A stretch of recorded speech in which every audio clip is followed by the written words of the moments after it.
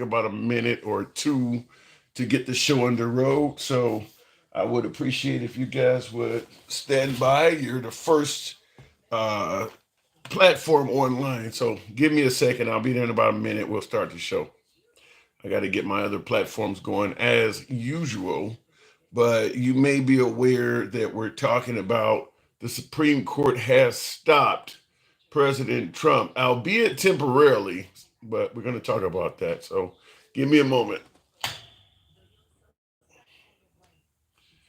All right, here.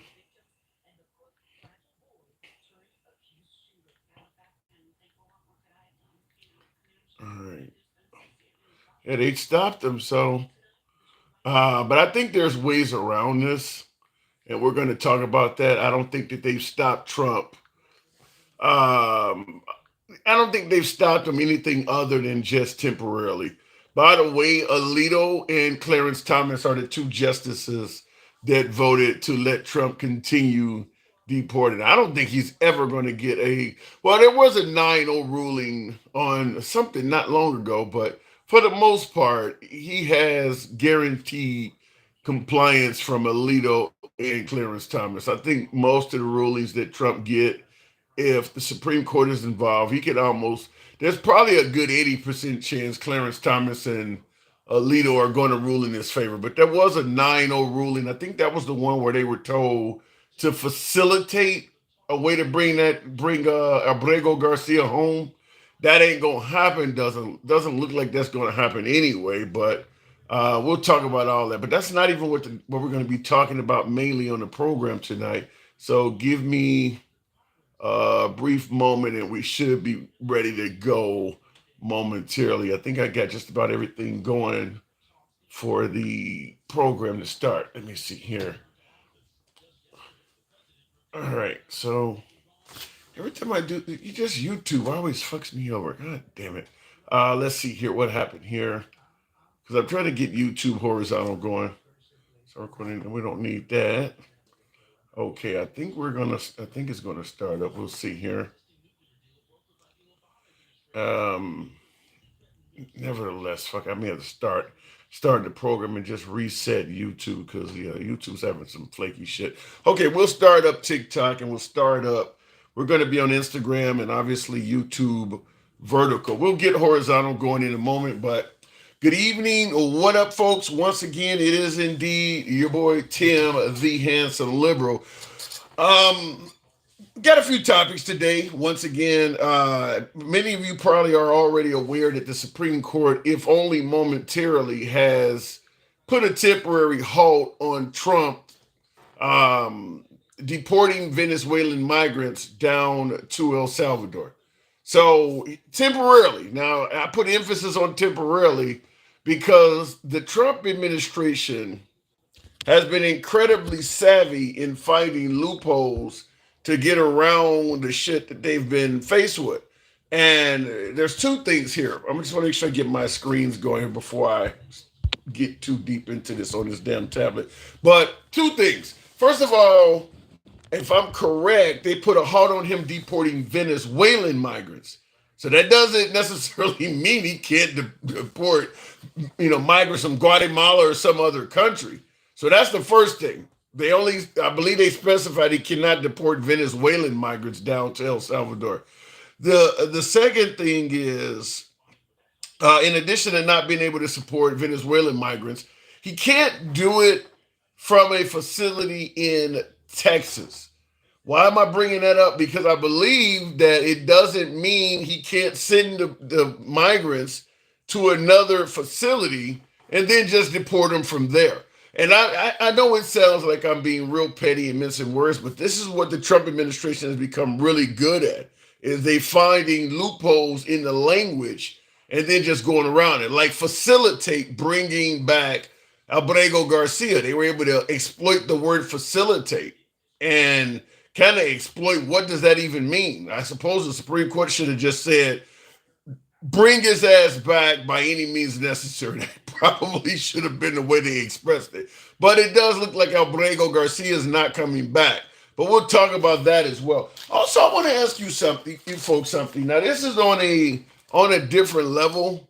If I can get my monitor going, because I need my monitor for this particular subject. Um, I want to ask you folks, does character matter when you're picking, like, in regards to celebrities, in regards to their politics, their opinion? Let's say you're a big Robert De Niro fan, or you're a big fan of Kid Rock or something of that nature. Does their politics matter at all?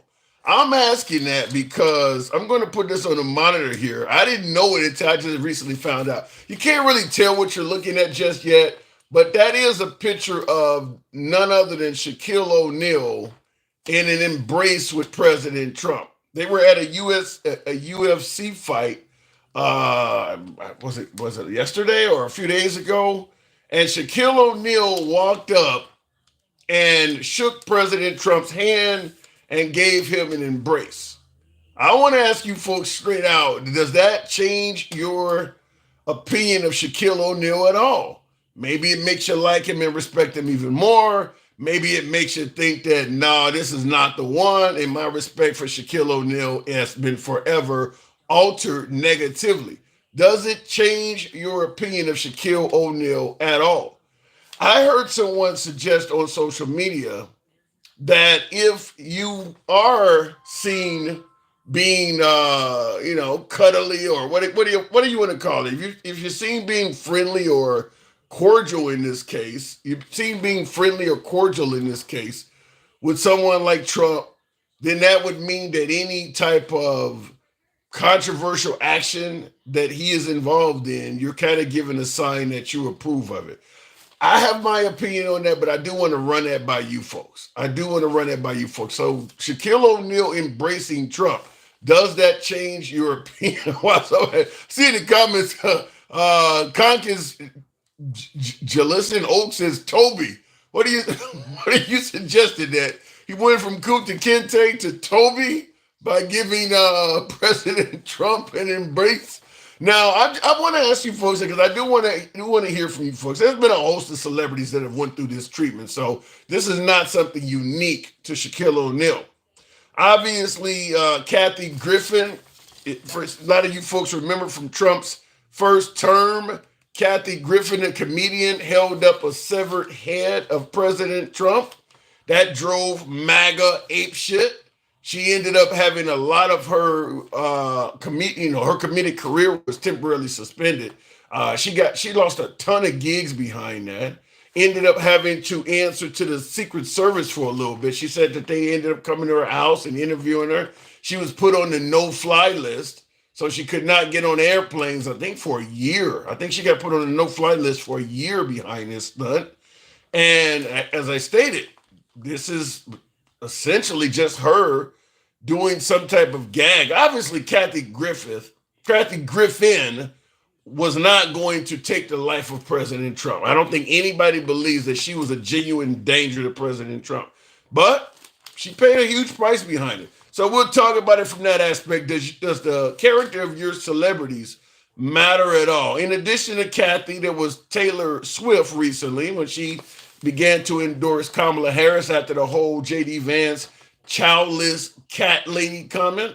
There's a photo of her, with her with a cat around her neck, being labeled as Person of the Year, Time Magazine. MAGA did not like that at all. MAGA did not like that at all. So Shaquille O'Neal hugging President Trump. Now, for folks on the right who think that the liberals are going crazy, all Shaquille O'Neal did was hug Trump. Why the hell would that change anybody's opinion other than a few snowflake liberals? I'm going to put something on the screen that you probably have long forgotten. This is a picture of Barack Obama giving an embrace to Chris Christie, who was governor of New Jersey at the time. The state of New Jersey was going through Hurricane Sandy, and Obama allocated FEMA funds to that state, gave Christie what he believed his state needed, and Chris Christie was so happy that he gave Obama a hug for doing so. The right went apeshit about this. So keep in mind when you're giving me your answers about how you feel about Shaquille O'Neal hugging Trump, there was a major outcry when Chris Christie, as governor, hugged Obama as well. So we've been through this. So I do want to talk to you folks about that. And last but not least, we do have 3 topics today. Sometimes it happens like that, but today is one of those days. Once again, in addition to Abrego Garcia, there's another story that just seems to keep going on and on.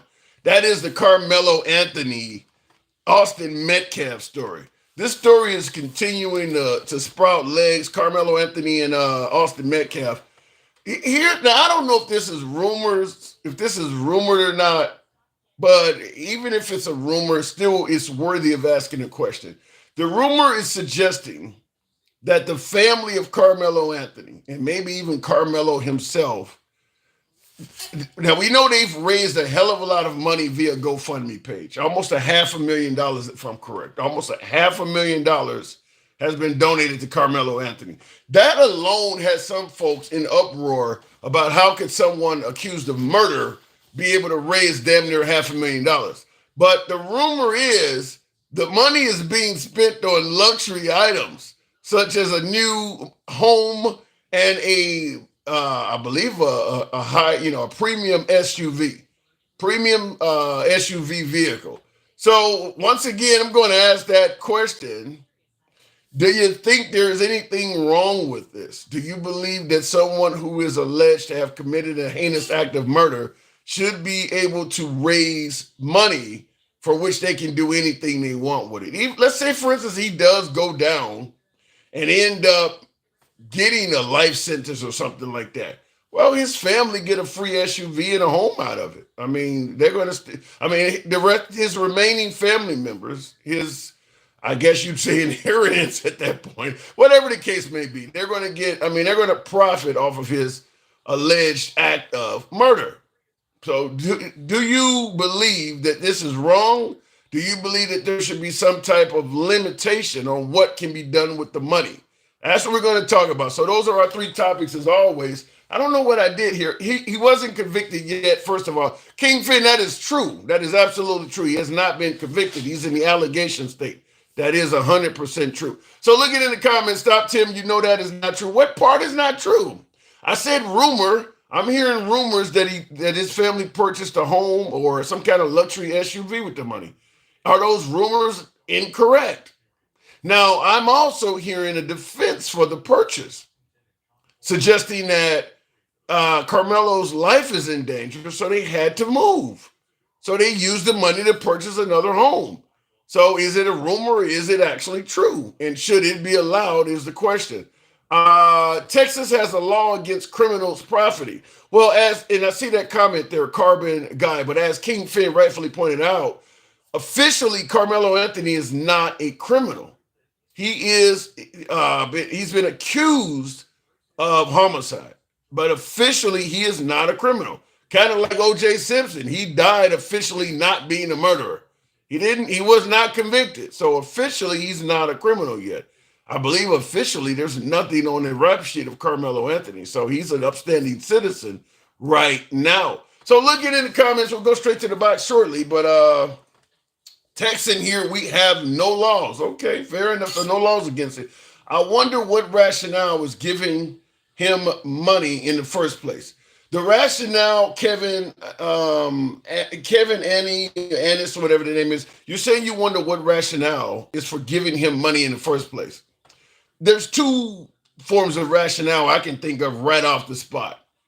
Number one, folks are suggesting that due to stand your ground laws, he acted in self-defense and he is being railroaded by the government or by the police force. That's number one. So some folks are donating money to prevent what they perceive as a young black male from being railroaded by the government or by the police force. Number 2 is obvious. He is black. Number 2 is obvious. The other rationale for giving him money is that he's an African-American and they would like to see an African-American get away with it. And I'll tell you this right off the bat, my humble opinion, my analysis, if this whole situation happened exactly like it happened, but Carmelo was white and Austin Metcalf was black, under that exact same condition, Austin Metcalf will be getting donations too.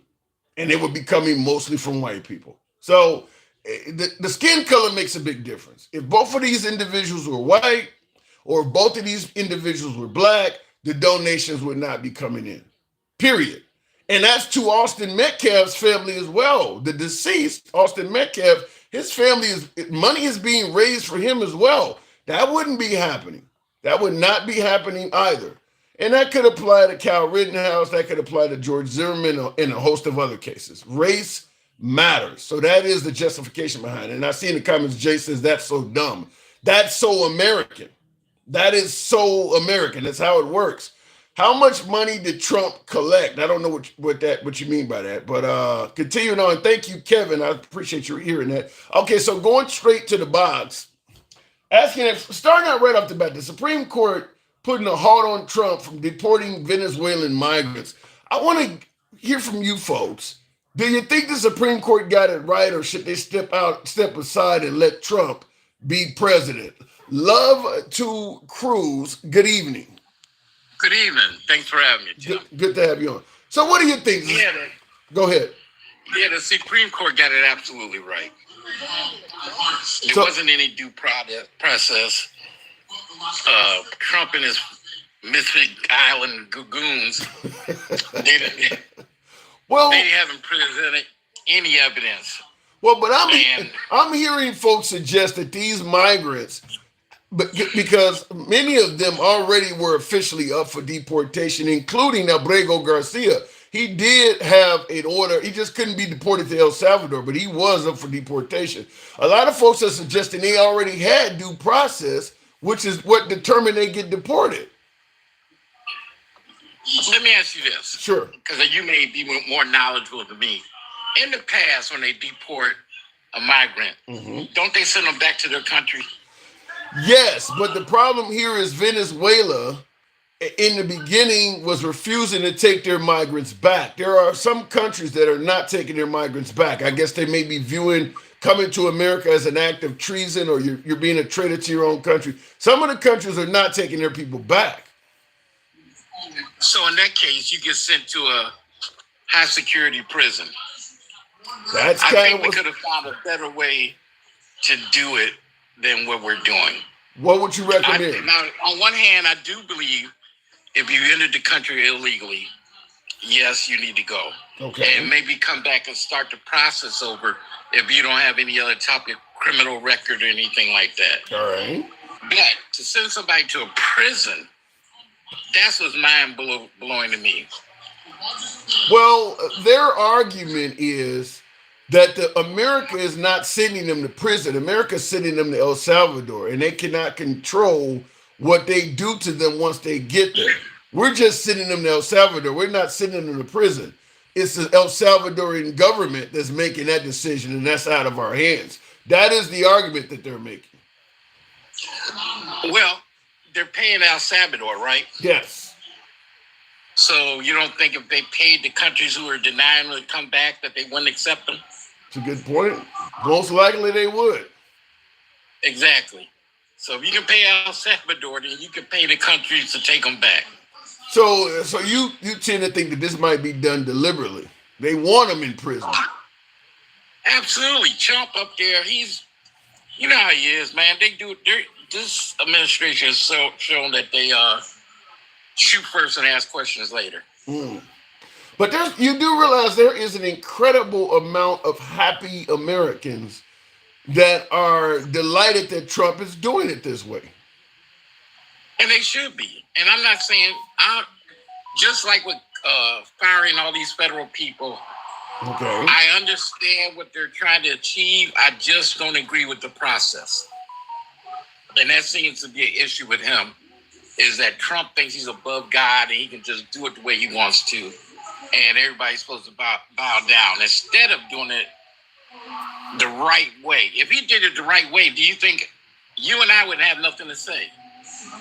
We have nothing to say. Well, let's just be clear. When folks say Trump could cure cancer and people still would complain, I mean, there are going to be, even if he did things, as you say, the right way, there are going to be people that are going to have a problem no matter what he does, because some folks want the migrants to be able to stay here. There are some people who believe that if you want to come and live in America, You should be allowed, no questions asked. I've talked to him on the show.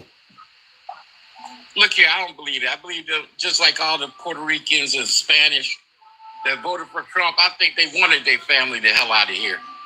Really? Why would you vote for a guy that tells you he's going to ship everybody out and you got a family member in there eating up your food? You'd be like, maybe he needs to go. I gotta disagree. First of all, I think the reason. Go ahead. What you say? I say, how you figure that? When they voted for him, if you tell me, look, I'm gonna deport your brother the minute I get in office, I'm not gonna give you my vote because I want my brother to stay here. Right. Well, my answer to that is he didn't tell them that.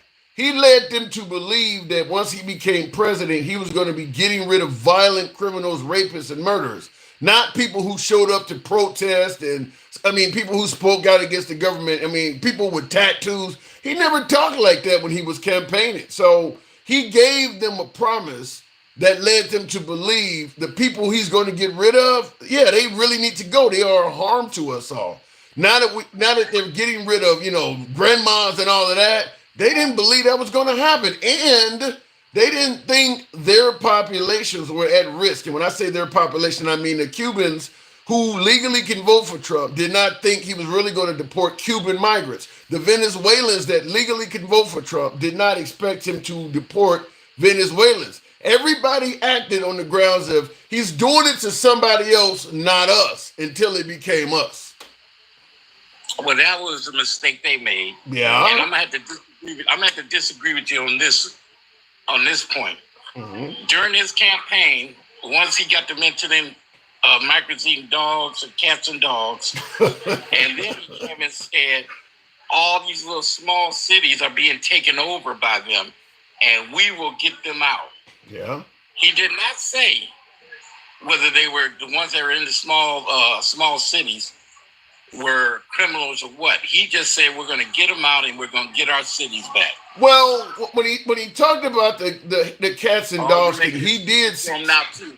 Well, when he talked about the cats and dogs thing, he did say in Springfield they're eating the dogs, they're eating the cats. So in Springfield, their issue is with Haitian migrants. So if you're Venezuela or you're Cuban, you had a good reason to think that had nothing to do with you because he called out a specific town. I don't believe the Haitians that are born and raised in this country, people of Haitian descent, voted for Trump. I don't think they backed him. It was the Hispanic community, but I don't believe the Haitian community voted for Trump. Well, they shouldn't because he said the people in Springfield, oh, what a wonderful city it is, and we're going to give you your city back. Right. And we're going to do by getting the migrants out of there. And that's what he said. Now, if that's the point, then it seemed like other migrants have been saying, well, if it can happen to them, it can happen to us too. Nobody really paid attention, and they just voted on things they heard instead of listening to everything he said. Because so far, everything bad he said, he's doing it. I don't disagree, and I think the biggest point you've made is that phrase, if it can happen to them, it can happen to us. But I'll tell you this, it still does not look like people are making that connection. Because like, for instance, deporting people without due process. Most Americans are still under the guise of it's happening to them. He would never do that to us. So people still are not making that connection. And if it happened to them, it could happen to us. Well, in a minute, it doesn't matter because we're going down the tube anyway. United States as a whole. And what he's doing to us is going to take 50 or 60 years to repair. Damn. Are you sure? Because a lot of folks think that he's making this country a hell of a lot better. Well, you think about it. Okay, what is China? What kind of tariffs does China have on the United States? Was 134% or something like that? Well, we over 200 on them. I understand, but when Trump leaves office, see, right now he's playing checkers, and the Chinese are playing chess. Everybody keeps using that example, but go ahead. But if when he leaves office, and just say we can get another Republican or another Democratic president. Okay. Now they gotta go to China and talk to him. Look, this is what's going to happen. So China, they're not going to go back to where they started from. they'll say, look, we'll just cut it in half for you. So instead of just say if it's 140, we'll go down to 70. That's the best we're going to do. They're not, come on. They got the, you know, a couple of days ago, you made an analogy about poker. China has pocket aces and we got 7 deuce. And would you go down, if you're a Chinese prime minister and there's a new president here and he's coming, he wants to open up and get rid of some of the tariffs. Why at that point would you have 3 years or 4 years since he started this to see how this is going to work, and you see that this is working in our favor? Why would you go down? It's a good point. That's a good point. And I can't say for certain if you're right or if you're wrong, but you're correct in saying if this stays the way it is for the next 3.5 years that Trump has in office, and China is not struggling or suffering very badly, then you're right. At that point, they won't have any big incentive to lower the tariffs. If they can withstand what we're doing and survive just fine, feeding off the rest of the world and not having to deal with America, they would actually be better off that way. I mean, because I think the world is learning now. You can't just put all your cards in one hand. Huh? Trump is taking away our advantage. Yeah. And the worst thing you do is let somebody see, well, look, if this happens, because before it happened, they like, man, if he does this, we're going to be messed up. Now they see, well, it ain't as bad as we thought. Yeah. Why should we? Why? And in the process, who knows how many other countries are going to get and start dealing with them in the process? You know, that's what I was going to say also, is that Trump may have been far more effective against China had he not attacked everybody simultaneously. If he had isolated China and just went solely after China, he probably could have got some of our other allies to actually see why he was doing that and actually be on our side. But when you're simultaneously accusing all of them of taking advantage of America as well and saying all kinds of bad shit about them too, we've kind of pushed them on the side of China because they're getting the same beat. I mean, we're treating Canada just as bad as we're treating China.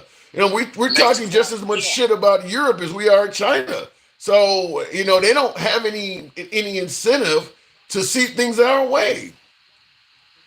We went from being the #1 country to importing penguin shit. That's what we do. You mean to putting tariffs on penguins? Yeah, we're importing penguin shit.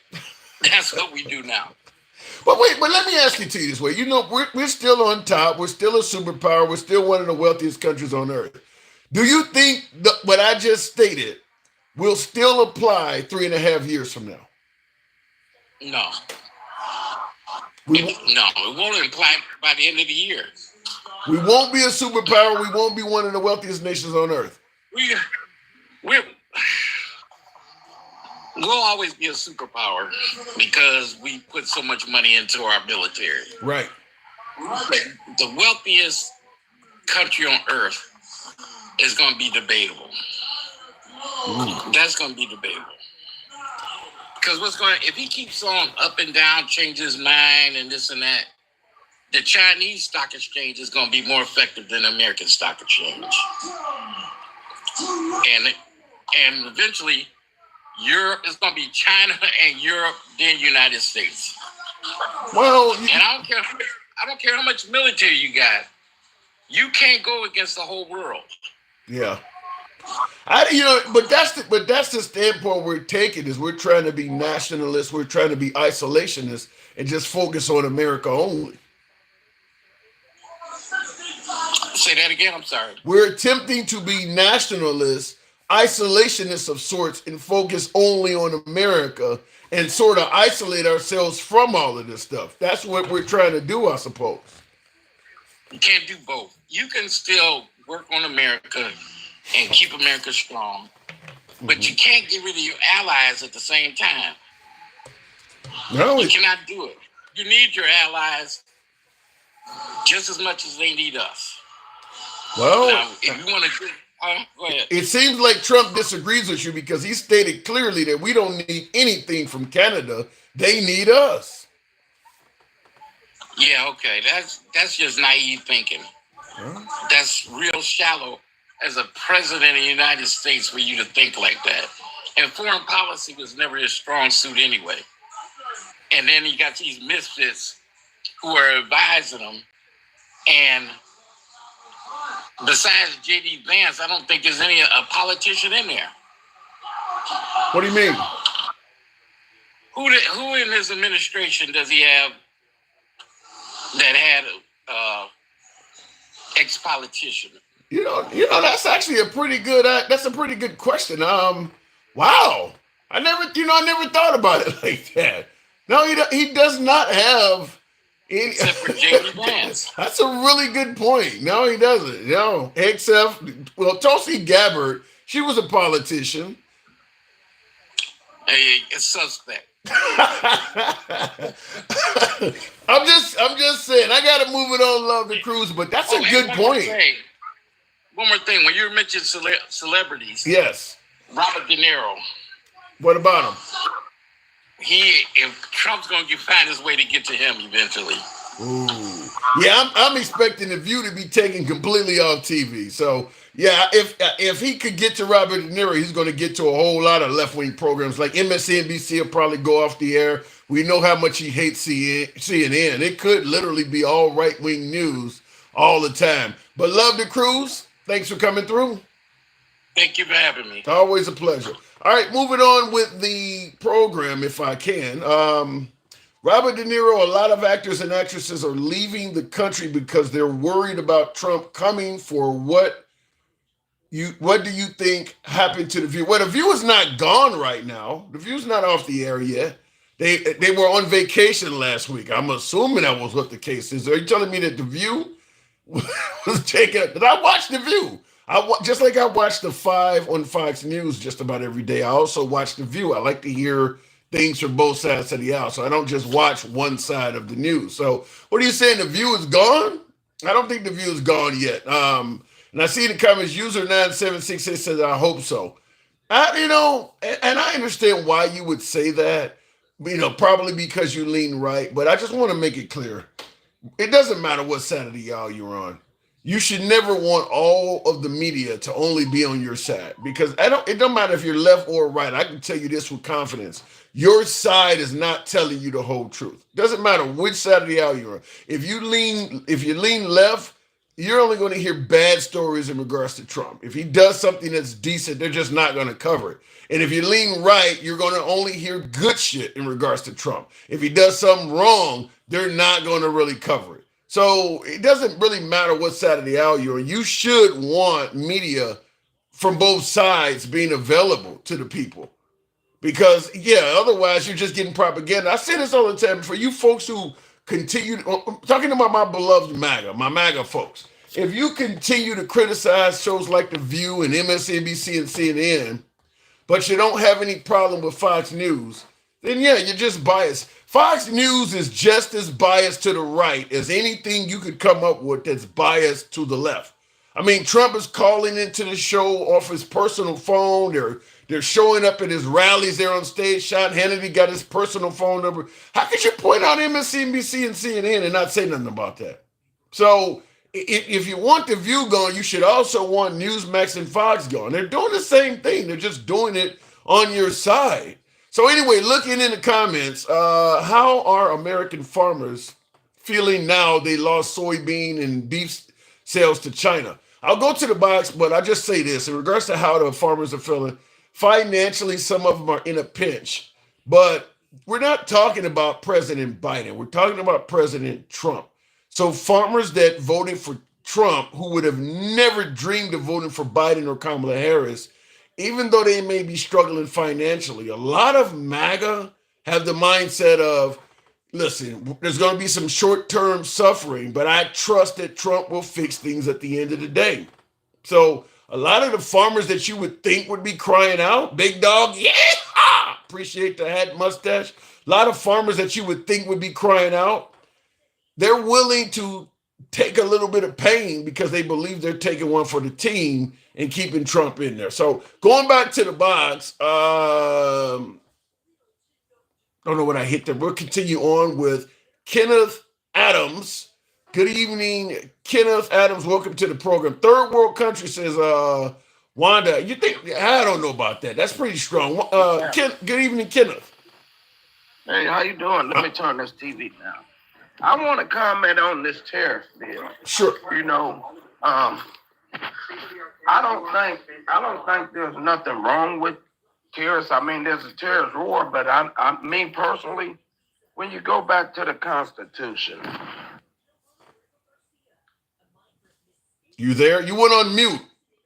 I'll give him a second. Maybe he had a phone call. I wanted to hear what he had to say about the tariffs. We'll give him a few seconds. Otherwise, I'm going to have to drop him and move on. Trump had to bail out the farmers in his first term because of the tariffs. Yeah. And he didn't lose any. That's the point I'm making. You're pointing out that Trump, due to the tariffs on his first term, had to bail out the farmers. He didn't lose much support from the farmers. That's what I'm talking about. Even if things get tough, they truly believe that Trump still has the best path for this country than Biden or the likes of Kamala Harris. My caller dropped. I'll go ahead and take the next caller. Moving on with the show. Jeremy, good evening. Welcome to the program. Glad to see you missed me. How you doing, Tim? Always a pleasure. Apparently, I'm making no sense.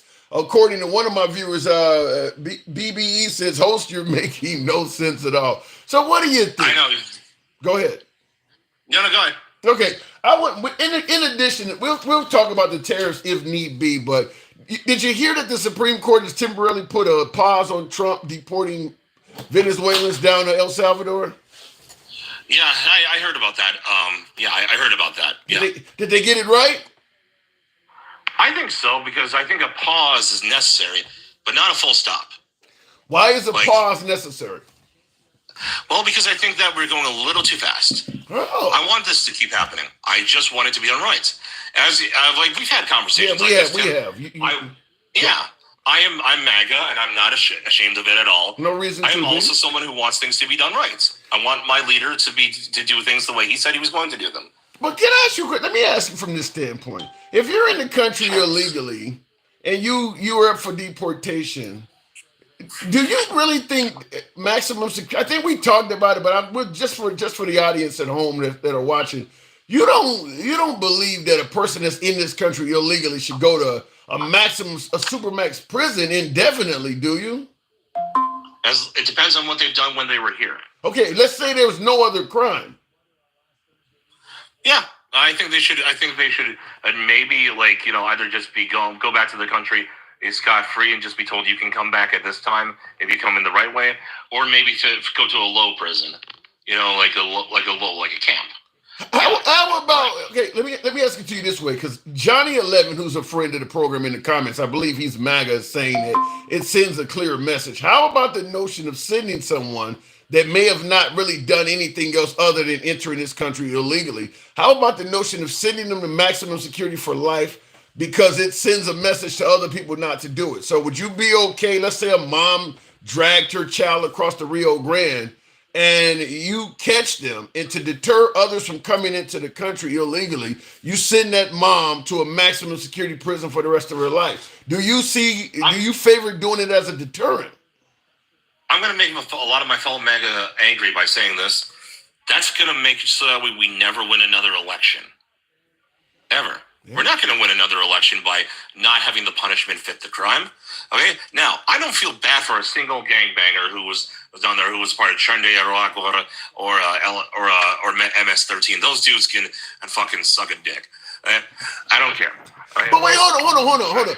We'll go into that, but should there be proof that they are a member of Chende Iraq or MS-13? I mean, okay, so you don't just go with the government said it, therefore it is. Yeah, absolutely.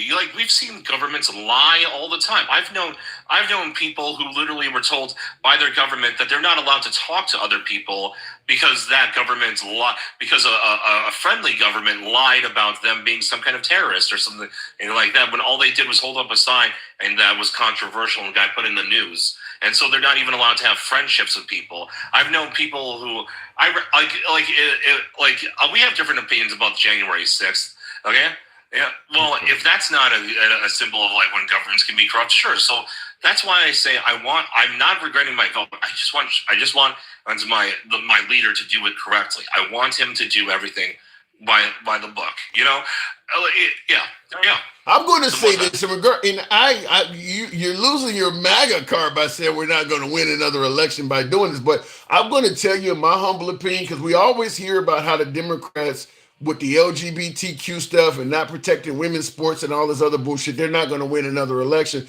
And what you said is the defense I often say is that you're focusing on all of the issues of the liberals and all of the controversial shit they're doing to suggest they're not going to win another election. And you're ignoring the fact that Trump is doing equally, if not stronger, controversial shit too. And you are right. I believe that. I do believe, particularly with the Hispanic vote. What did Lyndon B. Johnson say when he passed the Civil Rights Act? I'm going to have these Negroes voting for me for the next 200 years. I think what Trump is doing to the Hispanic community might lead a Democrat to be able to say the same thing about Hispanics come the next election if he doesn't stop this.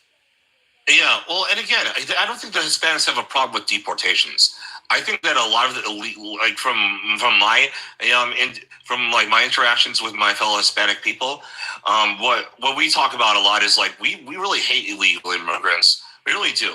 Because they kind of jumped the line that we had to go through, and we want people to come in illegally when they come in. But here's the thing.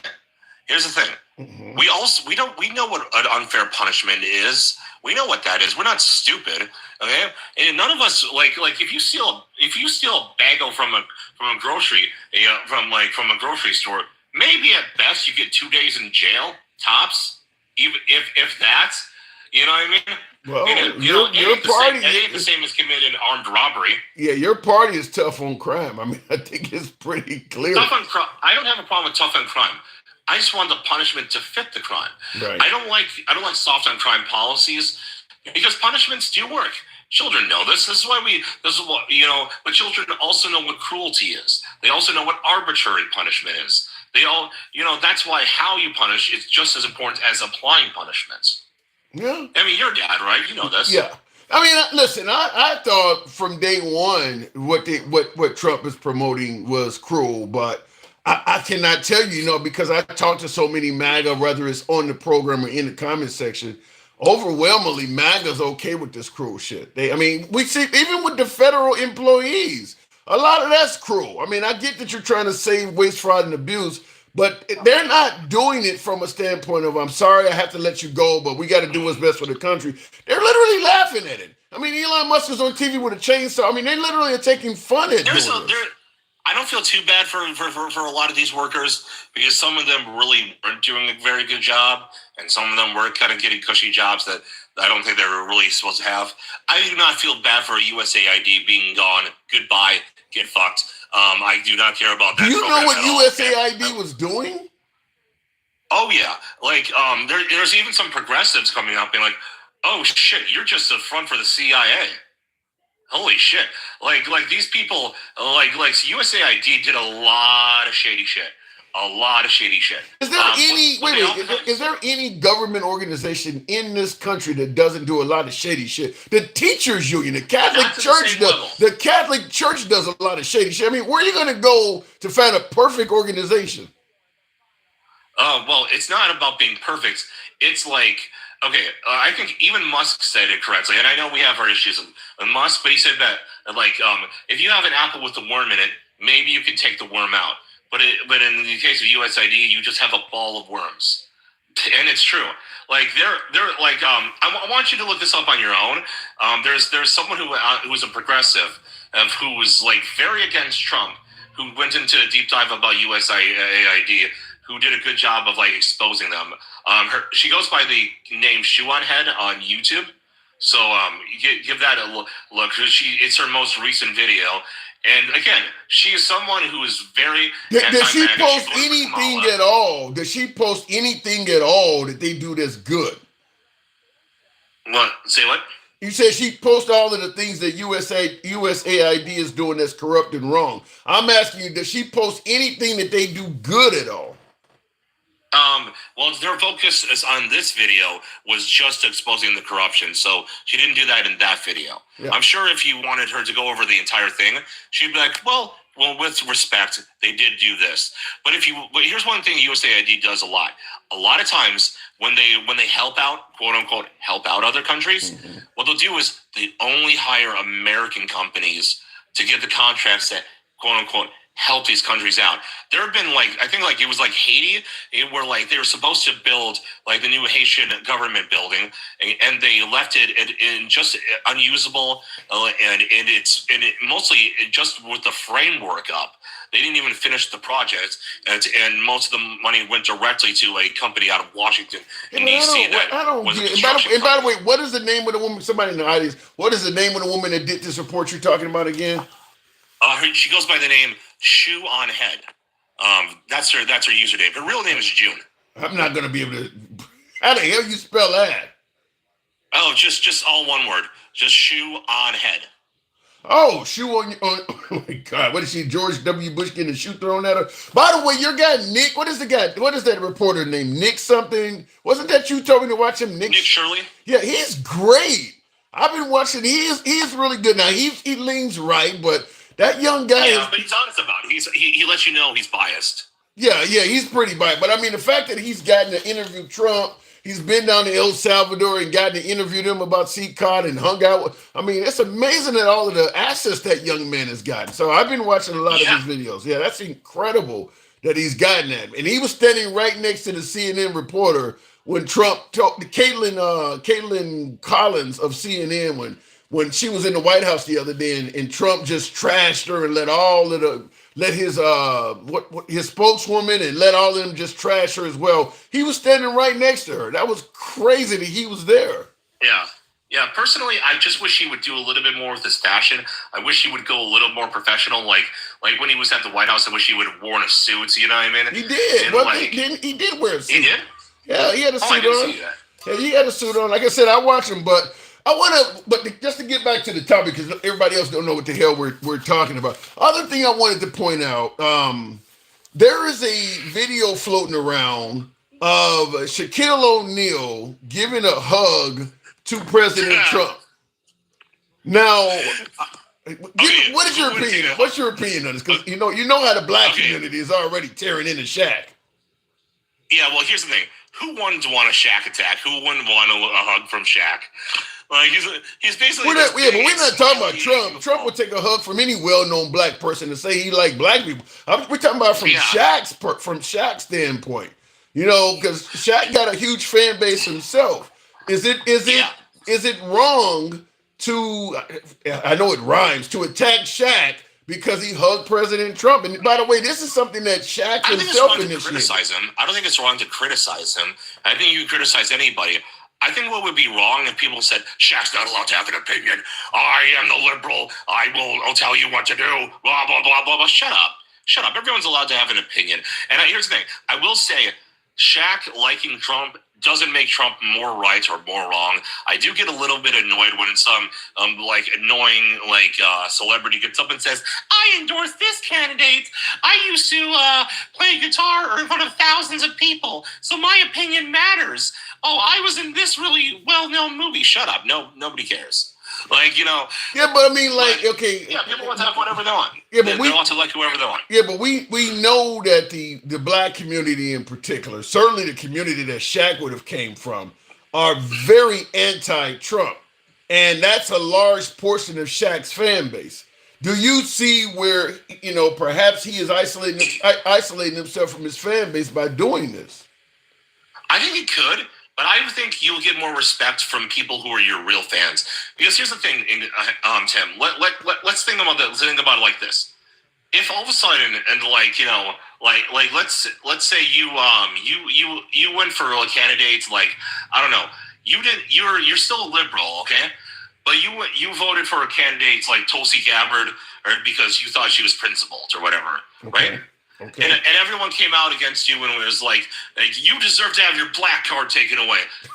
Are those really people who are your fans?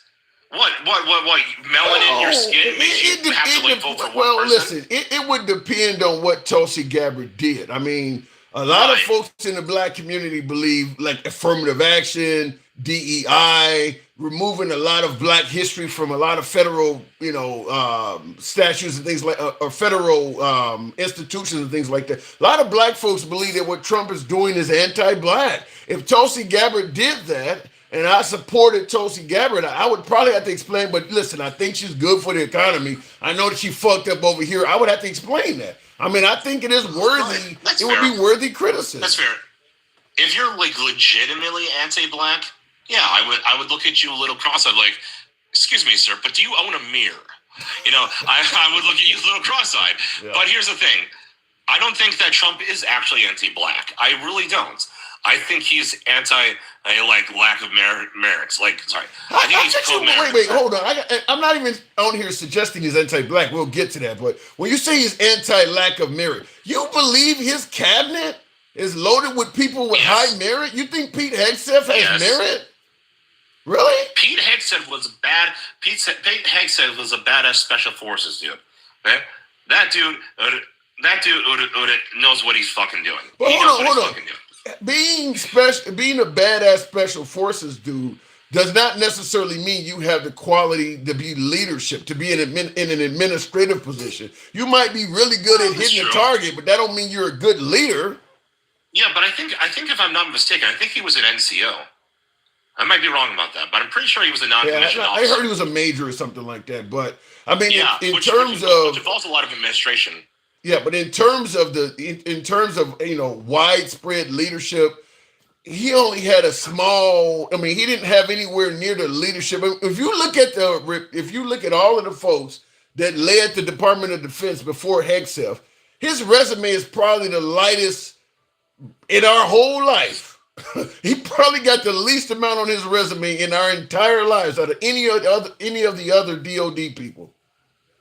Yeah, well, have you ever seen a show called Generation Kill? No. Good HBO show. It shows that a lot of times leadership doesn't know what they're fucking doing. But you said merit, though. If you walk in the door with Hegseth's resume for that job, he doesn't have the merit compared to all of the previous people who did it. He may turn out to be great. I mean, you got a lot of folks that went into the NBA coming straight out of high school that turned out to be better than people who did all their years of college. But his resume, starting out, Hegseth's resume was paltry compared to all of his predecessors. I don't know if that's 100% true. Well, okay, let's move on to Kennedy. You think Kennedy has the resume to be head of HHS, Health and Human Services? I think he was a little bit of a weary candidate, but I like him. That is what I'm asking you. You can love. Listen, I like my mom, but she don't have a resume to do that shit. I mean, I'm asking you, do you see him as having merit? I think he might have been the one time where I'm like, that was a little questionable. So I think when he tried to put Herschel Walker as a senator in Georgia, did he have the merit? Wait, hold on. I don't know much about Herschel Walker. I don't know much. That says a lot. I'm just. No. I can't comment on him because I don't know much about him. Okay. I wish I did. Fair enough. I'm just surprised that you're seeing Trump as putting people in there with merit. I mean, did he have to fire his? Did he not have to fire just about his whole first administration? Oh well, come on. Do you really want John Bolton in there? Okay, so if he's putting in people, as you say, do you really want him in there? Then what makes you think he is a good selector of people with merit? If you are constantly firing people, yes. Listen, I was no fan of Bolton back in the days of when he was on Fox and things like that. He leans right. He just happened to have a clash with Trump, and the right is just trashed him. But Ambassador Bolton is a true committed conservative. He is. You guys have trashed a lot of true conservatives just because they had a clash with Trump. But I mean, well, he was a neocon, if we're being honest. Meaning he what? He wasn't neocon. Yeah, he was like a neoconservative like a total war hawk. Isn't that what most of the right is? I mean, isn't Trump talking about bombing Iran? Trump is talking about bombing Iran if they don't come to the table. I mean, all of the right. You had George W. Bush. You had Ronald Reagan. Your party is quick to call war on people. I mean, Trump is talking about doing it right now. The guy who we didn't have any wars under Trump, he's threatening to bomb everybody now. Yeah. Well, here's the thing. I think, he's not threatening to bomb everyone. He just wants to make it clear, hey, you're attacking us, Houthis. That ain't going to fly. He threatened to bomb Iran. He's just giving energy back. He's basically giving the Houthis the Carmelo treatments. No, he threatened to bomb Iran if they don't come to the table on the nuclear deal. We're not being attacked by Iran. He threatened to bomb them if they don't come to the table and talk. That's news to me. This is the first time I heard that. Really? Yeah, I'm sorry. You know what? I'll claim. I'll go ahead and say that I should have known that. I should have known about this. I'm sorry. That's my fault. Okay, fair enough. But I mean, he also threatened Panama with military force. He said military is not off the table in acquiring Greenland, and he even indicated it wasn't off the table in acquiring Canada. I mean, he's threatening to use the military in a bunch of places. With Canada, I don't think he's going to want Canada. I mean, I think he just first off, it starts off as trolling, and then I think he also wants to just get better deals with Canada. Greenland, I think that he's more or less talking about, like, let's say a vote gets put in and Greenland votes. Now, I know you're not going to say that they're going to vote for coming in, but let's say they do. Like, let's say they actually vote to become part of the United States. He's basically saying, okay, if that's what happens and Denmark says, no, we did surrender here, and we're gonna go ahead and put troops in there and be like, yeah, make us give it back. Yeah, but here's what I don't get, and I hear this from MAGA a lot. You know, he's joking, or as you just stated, he's just trolling. When you're threatening a friend, which is Canada, a long-term ally, threatening to take their nation and the military is not off the table, you refer to that as trolling. That's like if we're long-term friends and I walk up with a pistol and give me your money and actually muzzle you with it. That's not funny. I mean, that's not something not you on the troll. same level. That's not that. You're threatening to potentially use the military against an ally on national TV, so all the citizens of Canada can see that. Yeah, that's on the same playing field. You're scaring the shit out of people. I don't think he wants Canada. I genuinely don't believe he actually wants Canada. I think he wants better deals with Canada. Just like your friend doesn't genuinely want to shoot you, but he's muzzling you. He's muzzling you. You're literally talking about leaving the military on the table. You're scaring the shit out of people. Yeah. Trump, I will be honest, he is probably one of the greatest trolls of all time. Yeah. You call that? You think that's great? You think that's a good thing to do? You favor that? I wish he was a little more serious at times. I really wish he was. But here's the thing. I don't think it's the worst thing ever. I think that, first off, a lot of Canadians for years have been kind of making that joke, sadly, to themselves that we're basically America 2.0. Like, I've known a lot of Canadians because Canada depends so heavily on America economically, and a lot even though they try to create their own culture up there, which I'm really proud of them for doing. A lot of their culture is actually American culture that's been exported through television, radio. That's going to change. That's probably going to change coming up with this crap. I know. Which, hey, you know what? I like 3 Days Grace. They're a great band. And okay, I'd like to see some more Canadian in culture. Before this shit is over, we may have a line like the 38th parallel separating the two North Koreas, or the two Koreas rather. Trump is working on making. Come on, that's a little that's a little extreme. Come on, let's be realistic here. I was just trolling you. How does it sound now? I was just trolling you. That's what we're talking about. It's not cool to say that shit. Yeah, well, I know. Well, it was okay. Exactly, you're getting the point. You got me. You got me. You're getting the point. You don't make jokes like that. That stuff's not cool. It's all. Come on, the 51st state is still funny. It's still funny. To who? I've heard Canadians laugh about it. I've talked to Canadians. You could talk to some Americans about taking the life of Trump, and they would laugh too. You think that's cool? It could be depending on how they say it, but I would say, like, it's probably not a good idea. It's probably not a good idea. My sentiments exactly. It's probably not a good idea to refer to Canada as a 51st state. It's probably not a good idea. Okay, fair enough. Fair enough. Right. Look. Let's just hope. Hey, I think we can agree on this. Let's hope that whatever happens, no matter what, we don't end up in some kind of trade. Canada and the United States come to a trade agreement, and that's favorable for both countries, and things calm down. I think that would be nice. I think that I don't that think would be a that's good solution. yeah. I would hope the same thing as you. I do got to move it on, Jeremy, but I'll say this: I don't think any of that stuff's going to happen as long as Trump is constantly, trolling people with these really bad jokes. I mean, when you start calling their prime minister governor, I mean, the disrespect is off the chain.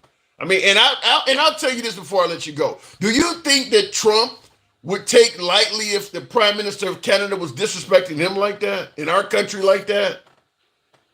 I don't think he would, but I think that's because Trump has too big of an ego. What about America?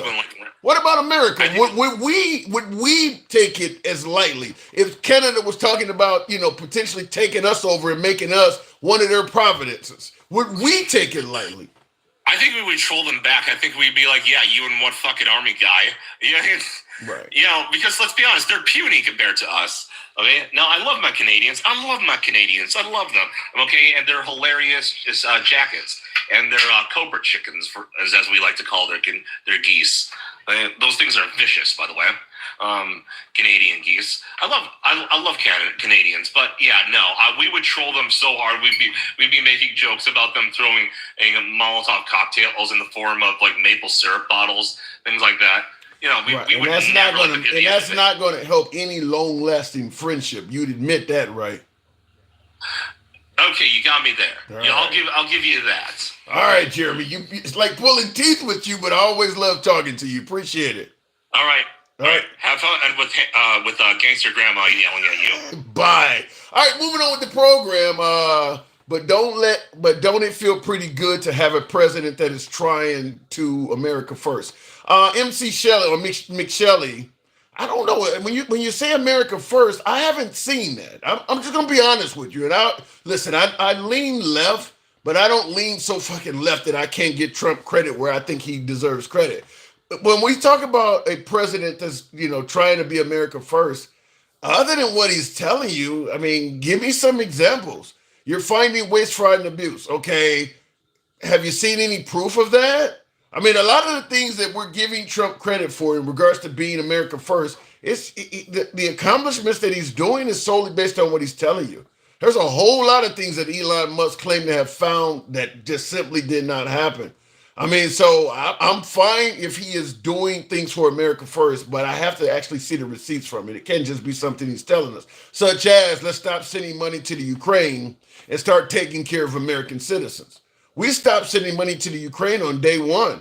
I haven't even heard him talk shit about taking care of American citizens at all in any way, fashion, or form. In fact, Americans are getting fired. Entitlement programs are being suspended, if not ended. I'm not hearing the part about taking care of America first. I'm not hearing it. So until I hear it, I can't give them credit for it. I know if you lean right, if you are MAGA, you just assume it's going to happen and you're giving them credit proactively. I got to see it. And when I see it, I won't deny giving the guy credit. Moving on with the program, though, and taking care of themselves first, rather, says Debo. Yeah, and I will say this.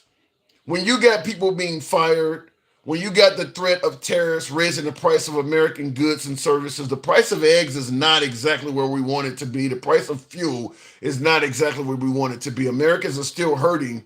And then you got Trump on television with Charles Schwab bragging about how he made $2 billion in one day. Yeah, it does look like they're kind of taking care of each other in that room first. It does look that way. He's on TV telling people to purchase a Tesla. The world's most richest man owns Tesla. Why don't you go to one of those farmers that is struggling and say, why don't some of these other countries purchase some of his soybean? That would be more like taking care of Americans. So I do agree with that it looks more like they're taking care of the inner circle. Apple gets the tariffs removed from them because the CEO of Apple gave Trump campaign $1 million. So he passes tariffs, but says we're going to exclude it for certain products, and those are the type of products that Apple makes money off of. But the small business owner doesn't get any kind of exclusion at all because he didn't donate $1 million to Trump's campaign. It does look like they're taking care of each other. I have to tell you, my NGA, but you don't know what the hell you're talking about, says come on up on the program. You can correct me. Let me make something clear before I take the next caller. The host of this program is not a know-it-all. I am, as I say on every show, MAGA friendly. We don't block, ban, or censor anyone for their commentary. You don't have to be leaning left, leaning right. Doesn't matter what. We go left from Bernie Sanders to I'm having a dinner with Q. You can be critical of anyone on the program, including yours truly. That's how free speech works. You think the host don't know what the fuck he's talking about? Come in the box, correct me if you make a good point. If we in the audience can see it, I'll concede that. No, we're not a know-it-all here. We're not. So understand that. But you certainly have to expect to be challenged when you make a statement like that. Going back to the box, which is, we'll go to the one and only Mick Shelley. All right. Called him up. He came up. Appreciate that. Mick Shelley, good evening. Welcome to the program. I believe that's who was just criticizing me. Mick Shelley, good evening. Thank you. I appreciate it. Anytime, anytime. So what am I getting wrong? Well, I think a lot of this is just that you see a lot of things happening in the government right now, and it's going to take time for the benefits and for United States to reap the benefits of what Trump is doing right now. A lot of things are going on. Canada has made fun of a lot of different aspects of the United States. A lot of these countries that have been getting a lot of money from us in some of these programs that we say that we need, we don't know where all the money's going, and we need to start figuring out how much of that money is actually going to where it's being needed and where it's going as kickbacks back to our own politicians. Okay. You're right. I think the veterans need help. I think a lot of people right now are hurting. Egg prices have not gone down. I live in the Chicagoland area. Gas prices are still up. Egg prices are still up. So a lot of this talk is a lot of hot air. Okay, let me interrupt. Let me interrupt. I'm going to give you. Hold on. Let me because you said a lot. I'm going to give you plenty of time to get your point across. But right off the bat, you said a lot is happening, and we need to have time for America to reap the benefits. All right, how do you know for certain those benefits are going to be realized? I mean, you're 100% certain that we're going to come out on top on this? Well, it gets to the point where it looks better than what it did last year. Based on what? What is looking better? Some of the things that have happened aren't. What is looking better this year than last year? What are you seeing as looking better? Again, it has to do with a lot of the policies that were being placed. And yeah, you're right. Some of these things that have happened, I've never agreed with. Give me some of the policies. What policies are you? I don't like big corporate. What policies are you referring to? Well, again, when you stop a lot of these foreign countries shipping in their product into our country and overflowing the market with products that aren't as good and made at a lot cheaper cost, it hurts our economy. A lot of people say, no, it betters the economy because you could get product at a cheaper cost. But again, the cars are being made the grade of, if you buy a product from China, say, okay, you buy something mechanical from China or Japan, steel, their grade of steel, they say is better than our grade of steel. And it's been tested and it's been tested and it's been tested. And there isn't no better than United States steel. Our steel is better. There's a couple of bridges that fell. And if you go back and look at the history of those bridges and where that steel came from, it came from foreign countries. That steel was shipped into this country, and then it was used for bridges. And that's where I think a lot of the problem is that people don't realize that there is still good product made here, and it is a little bit more expensive, but you got to weigh the balance of the cost. Well, when you say manufacturing back into this country, when you say there's good product made here, many would suggest that foreign vehicles like Nissans and things like that run way more efficient and longer than American-made vehicles. I mean, Americans have a choice. We don't have to buy foreign vehicles. Americans choose to do that. So a lot of Americans believe that a lot of foreign-made cars are better than ours. And I agree with that. You again, it's just like your phone service, your cable service, your what type of phone you use. Some people say an iPhone is better than a Samsung.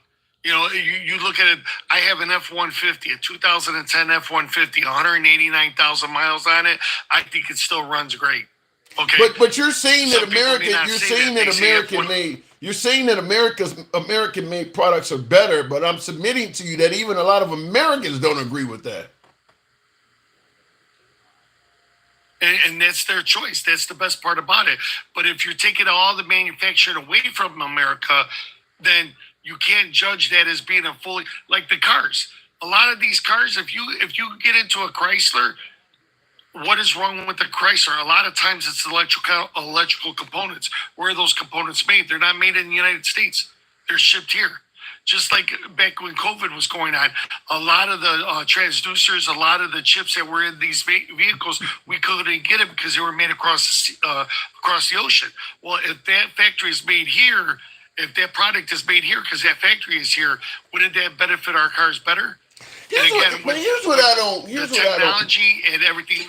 Here's what I don't get is we're blaming China and all these countries for imports. China didn't force us to build manufacturing plants over there and take our jobs from America. We're blaming China for something that Americans did. There were Americans in this country that want. So why are we not? Why do we not hear that coming from the Trump administration? Our whole issue with manufacturing being sent to China is something that was perpetrated by wealthy Americans that did not want to pay you or I a decent salary. All China did was say, well, if you're going to give us the opportunity, we'll take it. But we're blaming them like they did it. It's Americans that wanted to get richer to not have to pay you what the labor law might require them. They pay you and pay some kid $1 an hour. And China just said, well, if you're going to give us the job, we'll 100%. take it. It's not China's fault. 100%, I agree with you. 100%. I'm not blaming China as a country. I'm blaming the situation. You can't blame. There's a lot of things that go on that the last 7 administrations did, all the way back to Carter. Some of the policies that he passed started this whole. So what is Trump doing? And then the ideal got into everybody's head. So what I'm saying is I don't see what Trump is doing to prevent Americans from doing that again in the future. I mean, if he imposes tariffs on China and they impose them back on us, and by the way, he's threatening in 90 days he's going to impose tariffs on the entire world. You think America's going to come out on top if we impose all of these tariffs on just about every country in the free world and some countries that do not even have citizens? You think this is a good idea? And as you say, in time, we'll reap the benefits? Again, everything is based on what's happening right now. And yes, the discussions that are having, Trump is putting a lot of things out there like a poker player. Why would he? He's saying that he's got the aces in his hand. Why would he impose tariffs on countries that do not have any citizens? How do we benefit from that in the future? Well, the thing of it is that you have countries that will accept product into their country, rewrap it, and put it underneath their country's label, and then send it to the United States, and they don't get charged the tariffs. So what you have to do is make sure that you're going across the board and making sure that doesn't happen. Just like there's certain ships on the sea that they will change their flag and fly under a different flag so they don't have to pay tariffs, or they don't have to pay the emissions that it costs in the shipping business. What? So that's the problem is that when globalization came to business, a lot of this stuff wasn't discussed by people that had the common man involved. They didn't think about the guy that works 9 to 5.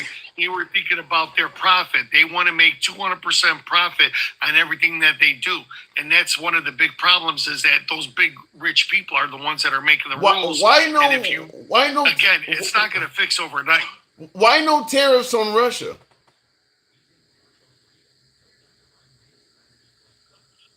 Again, we got to wait and see if that's going to become a situation where it will soon rise. what kind of products come out of Russia besides food, and we don't know the level of tariffs. I think they were going after the top countries where they knew Wait. first. They're going at the countries like Madagascar and they're putting tariffs on Ethiopia. They're not going at just the top countries. Trump put tariffs on damn near everybody, and for some reason Russia's not in there. Russia exports a lot of energy. I don't understand why Russia got a pass and all these other countries, including their allies, got these huge tariffs. Again, we have this ideal that we need to break away from Russia on everything, and we do. There's a lot of things that we do need to understand, that Russia is not a partner. Nobody in this world is a partner. You're just doing business with them. You come in with an open mind. You cannot just walk in there and say everybody is your ally, just like you can't walk into a room and say everybody is your enemy.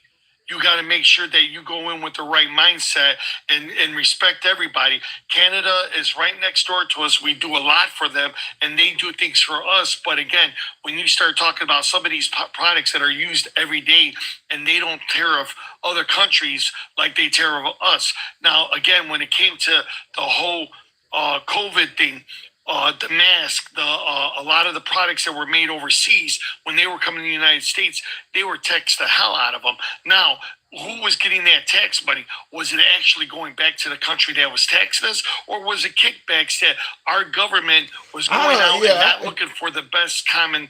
What you're saying almost sounds like it's encrypted. Here's it. Based on our conversation we've had so far, it just seems to me like what you're doing is you have hope that what Trump is doing will turn out right. It's not based on any. You don't even necessarily sound confident. You're confident in Trump. You're confident that because I don't believe that if Biden was doing the same thing, you would have this level of confidence. I think you're more confident in the man than what the man is doing. And because the man is made, because here's the issue. Trump, what he did on day one changed on day two, changed by the end of the weekend. He put tariffs on, he moved the numbers around, he imposed a 90-day suspension. How could you feel confident this stuff is going to work when we don't even know what it is from day to day? You're right about that. And just like, again, every president comes in, because you are an American, you do want to have hope. That's one of the best things that we can have in this country. There's a lot of people living in other countries that can't even, it doesn't matter who gets into power, they don't have that hope or that ability to even think about it because it's so messed up. But again, if you give it time, and I'm going to hold him above the last president, because he did run his mouth, and he has run his mouth saying that he's American first. And if it doesn't start happening, we got the midterms. We'll start voting these Republican senators and representatives out of office, and we'll start voting for other people. And then by the 4 years, when he says, oh, I want to do this, I want to do that, no, get your walking papers and leave. All right. Leave. That's the best part about it is that, All right, I do got to move it on, but real quick, real quick before I move it on, you do favor the making fun of Canada and calling the prime minister governor. You think that's okay? I don't agree with all of it. I've said it before. This guy did not go to finishing school. He did not go to college. He is more of the common guy. If you talk to him, it's like talking to your basic New York guy, and I do have a problem with that. I think that there's a lot of times that he should have more respect in the things. But again, when you watch more and more news on the guy that he was talking about, this Trudeau and the other people up there in Canada, the barbs are going back and forth.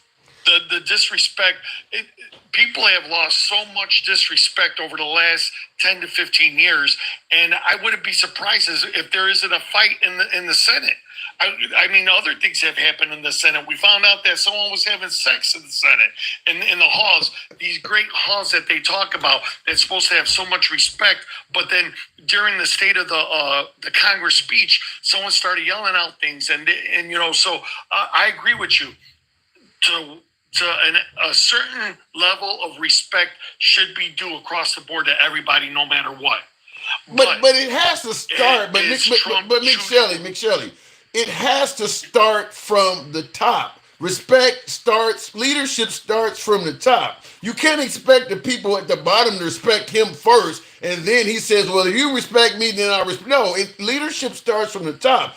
And in terms of respect, in terms of unity, he's not leading for that. He's leading for division and disrespect.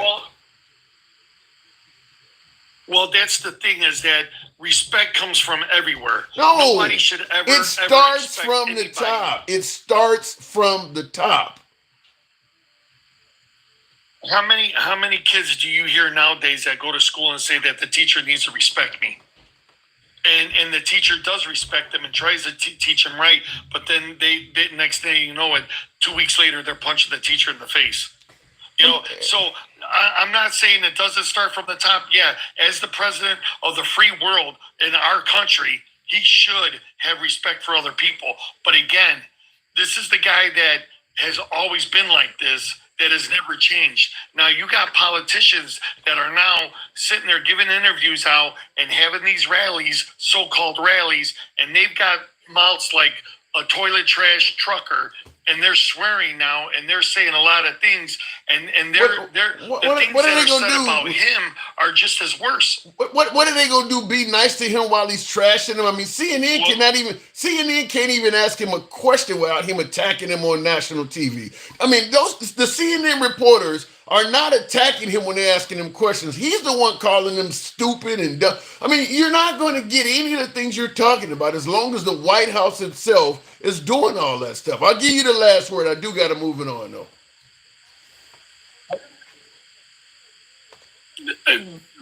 I appreciate it very much. And again, it's going to be the debate until things really do change. And I'm glad that you're open-minded. I'm glad that you do see both sides and you try to have an honest conversation with everybody and try to figure out the best way to fix things. And we got to get our opinion out. And no matter what, we got to make sure that we start holding these politicians in a higher regard. And they got to come into office and realize that they got a short term and they need to get it done or get out. No more lifelong politicians. We got to get on these people. We got to make sure that. So you are against, like they've been saying. So you are against Trump's third term statement, then, right? No more lifelong. You don't want Trump to go for a third term, correct? 100%. All right, man, Shelley. Look, we don't 100%. Appreciate it. We don't have to agree. You're always welcome back, man. I do appreciate you coming on. You said I didn't know what I was talking about. Spirited debate. Come on back through anytime, man. Thank you. I really appreciate it. Thank you, too. Anytime. Have a good night. All right, you too. All right, moving on with the program. I did want to respond to a couple of super chats. The man said I didn't know what I was talking about. So I did want to talk to him. And we don't agree. But like I said, folks, we like to have civilized dialogue. We certainly make that happen. Despite having a disagreement, I believe that can happen without all the name calling and things like that. He didn't necessarily agree with me, but my point is that name calling has to start from the top. You're not going to get the citizens to be unified with the top being so divisive. And it's got to get to a point where the president just says, fuck it, I'm going to be operating from a standpoint of unity, not constantly pointing to senators in Congress and saying, well, look at them. Kind of like a Marsha approach. No, it starts with you. It starts with, you can't be president of this nation, 350 million people, without getting attacked by a few people. That's going to happen. Every president before him has been attacked. And they didn't take on the stance, well, they're all attacking me, so I'm going to, no. So it has to start from the top. I don't think that's going to happen with Trump, but nevertheless, it is worthy of discussion. Real quick in the comments, Will G says Russia got a pass in regards to tariffs. Trump didn't put a tariff on Russia. Will G says Russia got a pass because Trump can't deport Putin's nuts out of his mouth. Oh my God. He can't deport Putin's nuts out of his mouth. China is going to win the tariff war because we don't produce the basic things people need. China does. We're all about oil and weapons. Well, they do need oil and weapons, and they certainly need weapons. But I do think that the Chinese have way more power than a lot of us in this country realize. I think folks are suggesting that if we wait it out, we can easily beat China. My stance, and I'll go to the next caller shortly, is the Chinese are used to being impoverished. They only recently, throughout the 2000s, became a nation where they had a decent middle class. Americans have been used to living a middle class lifestyle for a long time. I mean, just a little bit of an increase in the price of eggs, and we're crying out. A little bit of increase in the price of fuel, and we're crying. They can handle considerable more financial hardship, in my opinion, than Americans can. I don't think it has to move much in this country before there's protests and rioting in the street. Keep in mind, China's a dictatorship. They're not allowed to protest and riot in the street. So the idea that America's going to win a tariff war with a country that their leadership is not accountable to the people. If if Xi Jinping does something that is not favorable to the people of China really have no voice. If Trump does something that is not favorable to the people of America, we have far more of a voice, at least right now, than the Chinese does. So Xi Jinping can wait it out. Also, Trump only has 3.5 years left. Xi Jinping will be in for life. I don't know why people think we're going to win this. I just don't. It doesn't make any sense. Xi Jinping is far more powerful in this particular conflict than Trump is. He can wait it out because he'll be there longer than Trump. His people don't have the power to speak up and rise up against him like Trump's does. I just don't understand why people think that Trump would win this. And not to mention with Trump making enemies out of a whole lot of our allies, threatening NATO, it making enemies out of Canada, and all this. He's giving China other people to work with. So I don't understand why people think this is going to be a cakewalk for America. Other than Trump is telling folks, and like I told my last caller, a lot of people just have hope and trust in what Trump says to be true. Will G says Trump's Solicitor General is going to argue in front of the SCOTUS that Trump can remove anyone at any time to anywhere for any reason. Damn. He's saying that Trump's Solicitor General is going to argue in front of the Supreme Court that Trump can remove anyone at any time to anywhere for any reason. Now, that would obviously include you and I, and that could literally be to any country. So if you want to deport an American to Russia, he's saying that they're going to try to argue that they have the right to do that. That's frightening. I really want you to be wrong on that, Will. I really want you to be wrong on that. The orange man is using executive orders for all, says Successful MD. There is no denying that Trump's primary method of operation is via executive order. I don't think that's it's even up for debate. How much has he done by way of Congress? It's how much policy has come out from the Republican side of the aisle by way of Congress. It's mostly all him signing and holding up an executive order he just signed. I mean, that is true. Before I go on to the next caller, Trump believes people's good faith is weakness. You give him an inch and he'll take a mile. You give him an offering and he will keep taking from you. I think the problem with that is our system was set up in a way that gives the president an inch. I mean, a lot of our systems by the founding fathers was set up on the honor system. And, what was it, the Joker that said it? Where did they get a load of me? I think when Trump came in, it was kind of Trump is pushing the envelope in ways, at least in my analysis, that the founding fathers never expected a president to do. I mean, he's doing things that they just did not expect a president would do. And they don't have any type of defense set up to prevent something that they never expected would happen. Going back to the box. By the way, I haven't asked you guys to tap the screen. If you will, tap the screen, get the likes on up. Let's see if we can pull out 30,000. There's certainly enough for you in here to probably make 40, but let your thumbs not be lazy. Tap the screen, get the likes on up. We'll go to one of my subscribers. That is Michael. Good evening, Mike.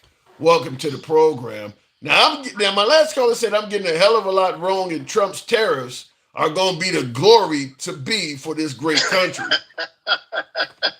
I mean, listen, I don't get it right all the time, but the tariffs, it's going to be the light of day for all of us. What say you? Well, what? Because they're fishing, you know, they are fishing because this is not what they signed up for. But listen, Tim, they're not capable of coming to the conclusion that maybe they were wrong. That's not going to happen. MAGA is going to be MAGA. It doesn't matter what he does. I just don't remember them campaigning on it's going to take time.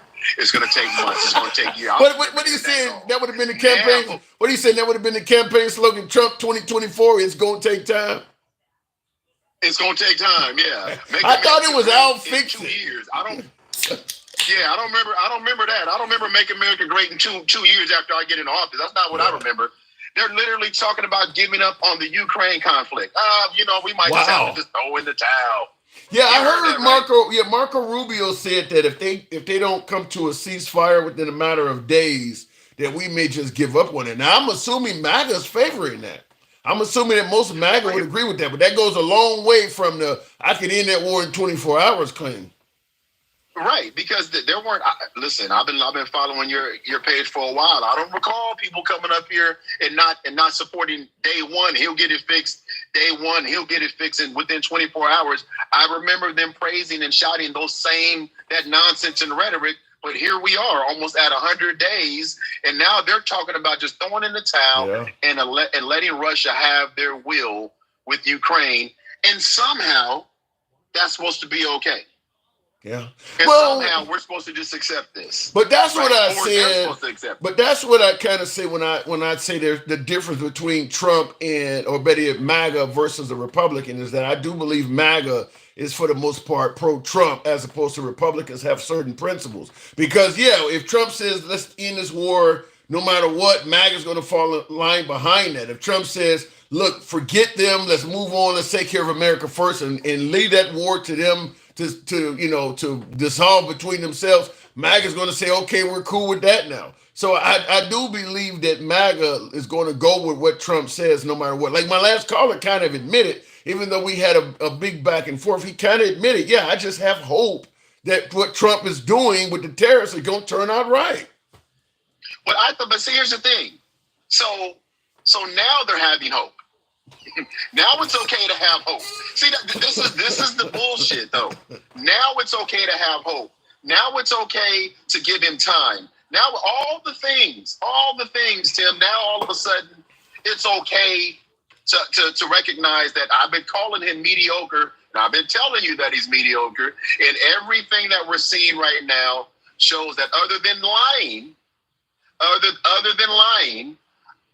Trump is pretty miserable at anything that we could credit a president should have a skill set. He's just not good. Well, he's just not good. He has a great skill set in convincing the people that he's the right man for the job. He's better than Kamala Harris. I tell you that much. And Biden.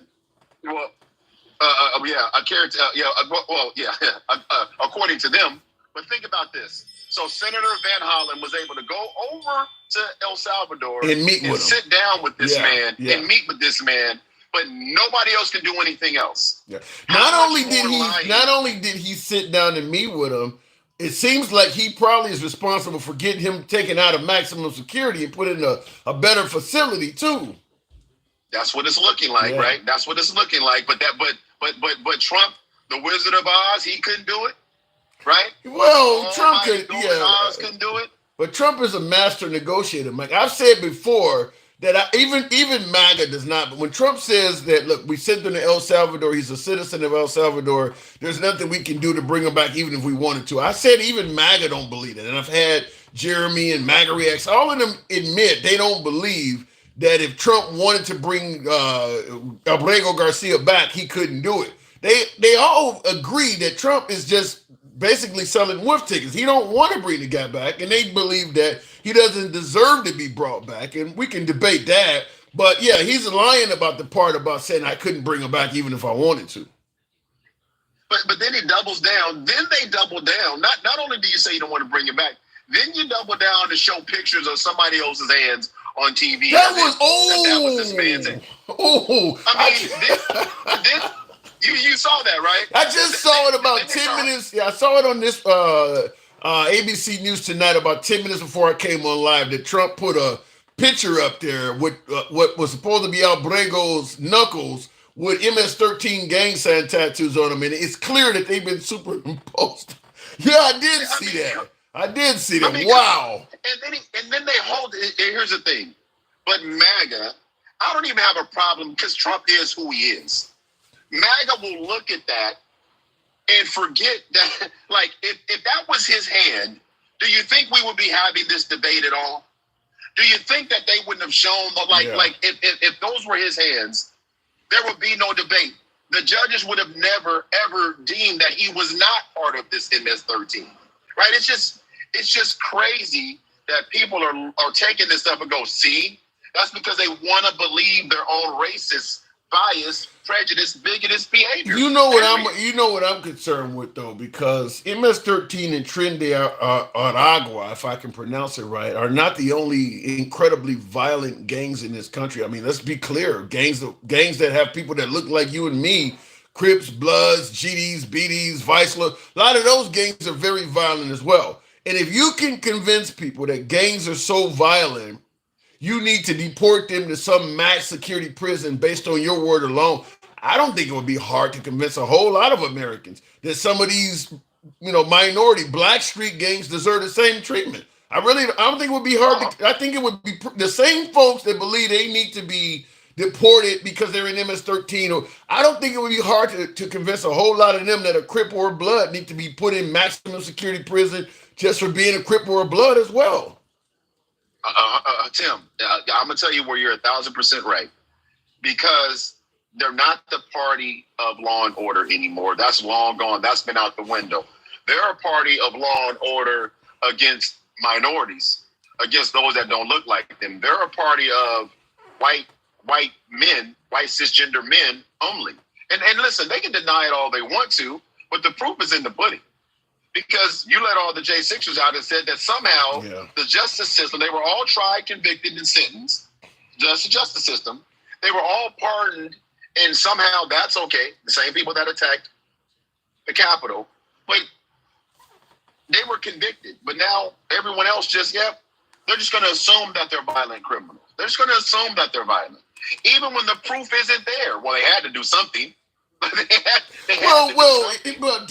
Just to give them a little bit of defense, they are getting people out of the country that are not legally, that do not have a legal right to be here. They are going after.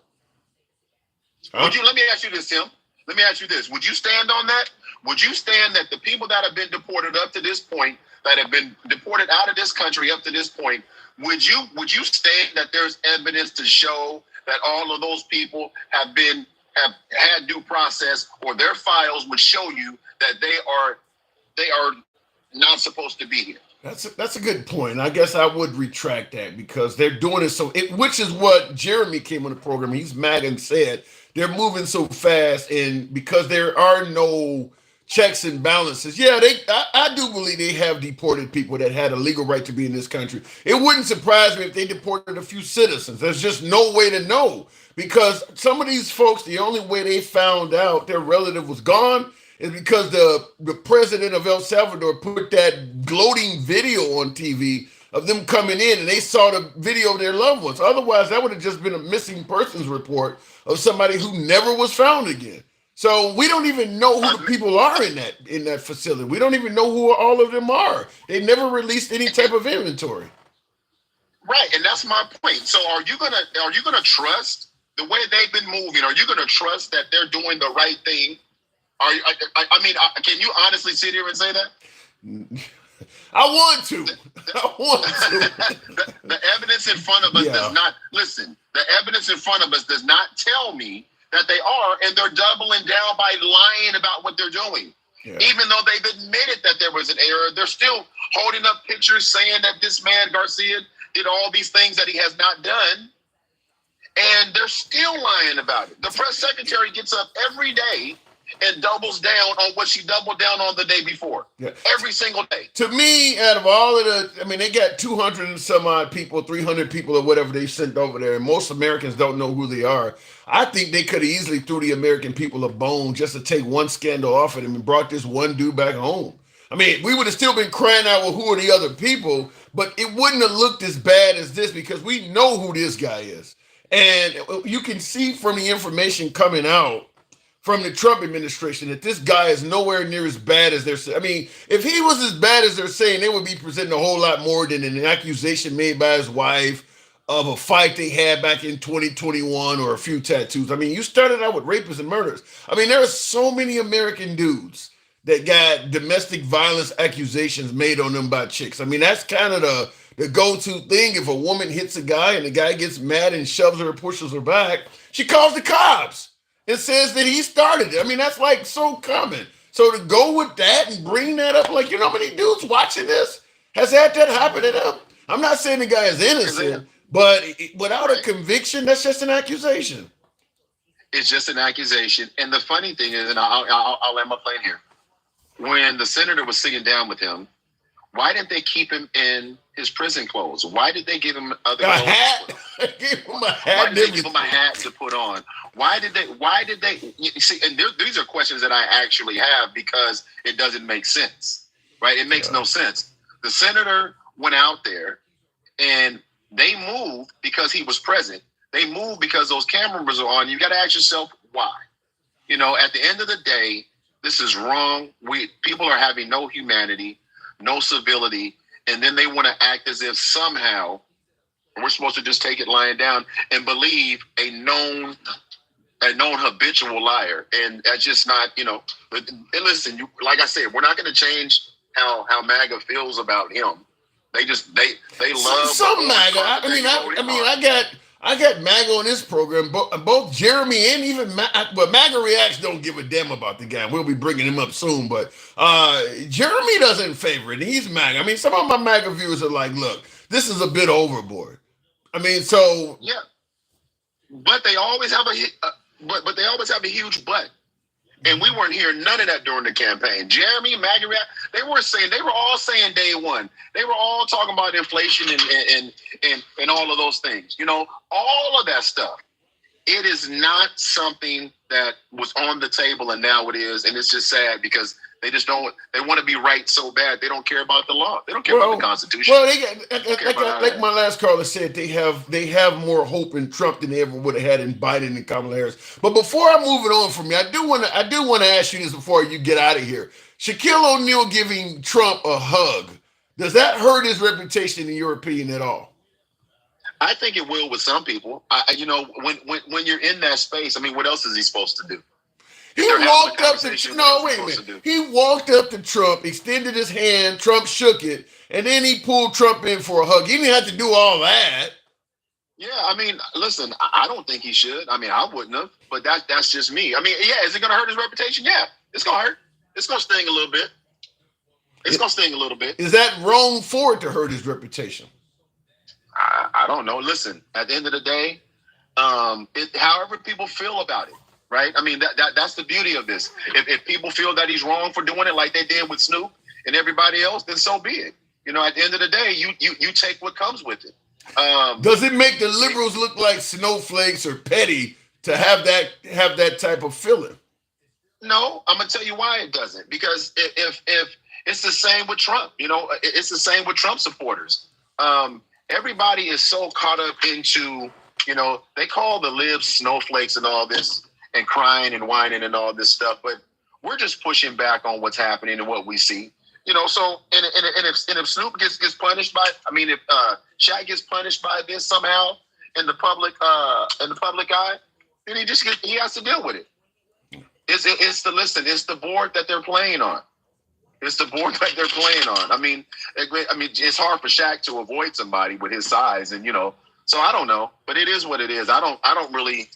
I know is we got an idiot in the White House. We got somebody that is truly trying to destroy this country, tear this country down. We have people that just want to just push it along like it's not a big deal, and it is a big deal. And by the way, this is the last thing I'm going to tell.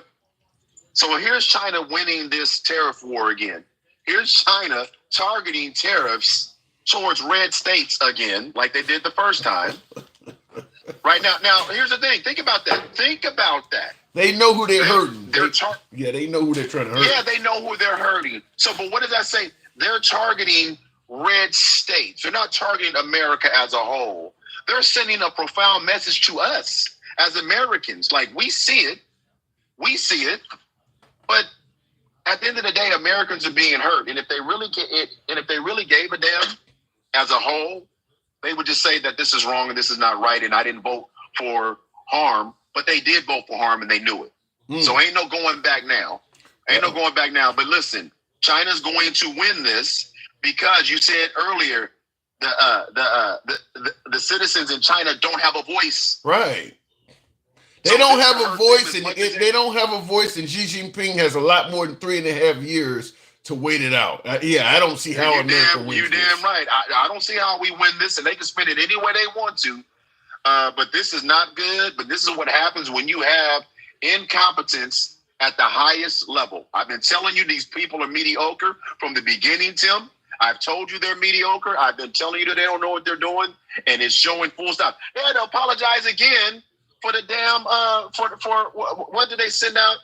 They sent out an email that they had to apologize. How many times can you make this many mistakes in less than 90 days? What email? Wait, what email went out? They sent something out. I don't have it in front of me. They just sent something out that they apologized about this morning. That they didn't mean for it to go out. And I'm gonna have to look it up, and I'll actually put it in the comments. All right. But they've had to apologize so many times in less than 90 days. This shit is ridiculous. Yeah. Well, this is ridiculous. They're doing a lot more. They're doing a lot more than Biden and Harris did in their first 100 days. So a few mistakes might get made. That's what it was. It was the letter to Harvard. Thank you in the chat. It was the email that they sent out to Harvard. Now they're trying to say that was sent out in the air. They didn't mean. How many times do you have to make? I mean, Tim, these are all. Listen, nothing has happened up to this point that was not self-inflicted. Tell me something that has happened since he's been in office that has not been self-inflicted. I have to think about that one. Mike, I got to move on. All right, bro. All right, okay, bro. Appreciate it. All Appreciate it. Not self-inflicted. And by the way, I seen a comment earlier from Tam Bam 77 that made a hell of a lot of sense. I was talking about when we started talking about the idea that Abrego Garcia was accused of domestic violence by his wife, and I brought up the fact that a lot of men get accused of domestic violence, and that doesn't guarantee a damn thing. She wrote in there Andrew Tate, who we know is a big, a fan favorite of many on the right, and Andrew Tate's been accused of things that are far worse. I mean, he's in the P. Diddy, he's almost in the P. Diddy atmosphere. And yeah, the right is okay with him, not to mention, of course, Trump has been accused of some improprieties as well. So the idea that all of a sudden when Abrego is accused of something, it should stick, it does look hypocritical. It does look because, like I said, a lot of men get accused of domestic violence. That is not uncommon for a woman to accuse a guy of domestic violence for some reason or another.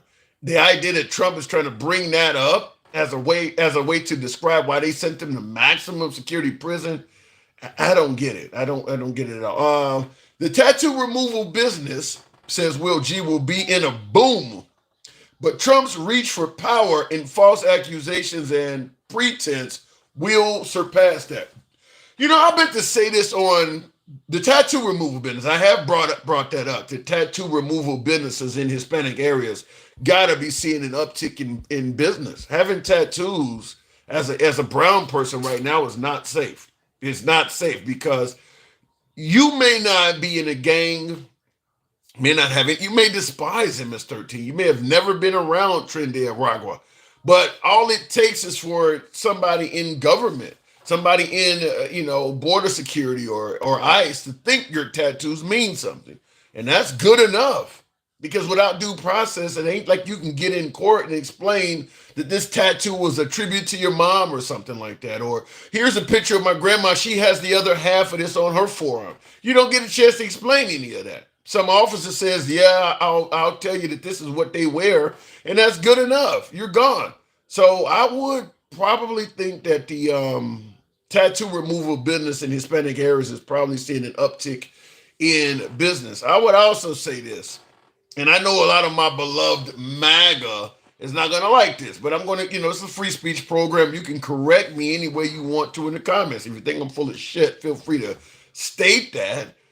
We don't block, ban, or censor. It's all about free speech. But I'm going to tell you this. If you don't like brown people, it's a good time to become border security or ICE. You can live out a lot of your fantasies. You can ruin a lot of lives without any accountability. You can't quite just like shoot them, but you can do a lot of drastic things to the brown community right now without a lot of accountability. If you do not like that community, if you have hatred to that community, this is a good time to apply to ICE or to apply to immigration or any of those customs or any of those entities, because you can do so much to them. And now in the comments, Fila says you sold out. I'm not selling out, damn it. I'm telling you the truth. If it sounds like selling out, then so be it.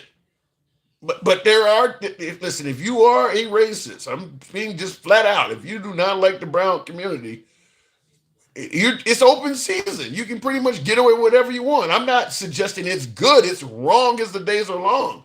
But I'm being honest with you. I'm being honest with you, damn it. This is what free speech is about. You don't have to like the shit I say. I don't like all the damn things you guys say, but damn it, I'm going to let you speak because that's how free speech works. You can assume there's a whole lot of people that are working for those organizations that do not like brown people and having a field day because they're not going to be held accountable. In fact, it's a good chance you might get rewarded for kicking them out of the country. You may actually get rewarded for doing that. So yeah, I'm just being honest with you. If you are an intolerant person to brown people, it's a field day right now. Looking in the comments, Will G says, Trump and MAGA ain't shit. He says ICE and the IRS to partner together to find and deport immigrants paying into the system. That is true. They are using the IRS to help track down immigrants. That is true. But they were just crying mad about Biden hiring 800 IRS agents. That is all true. But Trump is firing a bunch of the IRS agents anyway. So even though Biden put in a bunch of IRS agents, I don't know how many of them are going to be remaining, but I'll tell you this, with them firing a bunch of members of the IRS and the federal government in general, chances are if you're a little bit late on paying your taxes, it's probably not going to be too many people chasing after you. I'm not suggesting you do it, but with them firing so many people, it's a good chance that they're not going to have the manpower to really sweat you as hard. But here's what I thought before I go to the next column. When Biden hired all those IRS agents, I didn't know this was coming down the pipe. Nobody knew Trump was going to get elected. And even if he did get elected, nobody knew all of this stuff was going to be happening. He's went way further to the right than even he was campaigning on. But the IRS agents, Biden actually signed into law a 10-year extension on how long, what do they call it when you statute of limitations. He extended the statute of limitations for 10 years, a whole decade, in regards to how long they had to go after fraudulent PPP loan recipients. So I think he did it in 2022. Maybe no, it might have been 24. I don't know, whatever year he did it in. So now they got up to 2032 or 2034, whatever year he did it in. So the statute of limitations in which they can actually prosecute you for receiving PPP loans during the pandemic, if you didn't have a right to receive them, they've been given an additional 10 years. He did that, and then right afterwards, he hired 800 IRS agents. That was my belief, was that those agents were going to start, because there's so many folks. If you live in the hood, you know people who got money that should not have gotten it. I know several people who got money that should not have gotten it. So that was my guess, is that, look, 7-8 years from now, somebody might show up to your door demanding that you pay all of that money back plus interest or face arrest. I mean, but now that Trump has done this with I don't know if that's going to happen as much anymore, but with so many minorities receiving that money, I don't think you should feel happy that Trump won. I do believe if Trump finds a way to come claiming that money from you, you're going to have to pay up. But 10 years, he extended it for 10 years. Anyway, looking in the comments, I haven't heard anything racist except shit coming from y'all in the comments, says DSW.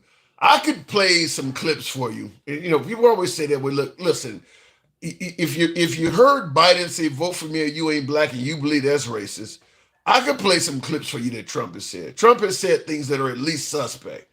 And I've played them on the show many times, and people saw them and they're like, okay, I get it. But Trump has said and did things that are at least racially suspect. Will G says Shaq hugging Trump maybe because it was a long time friendship to Shaq.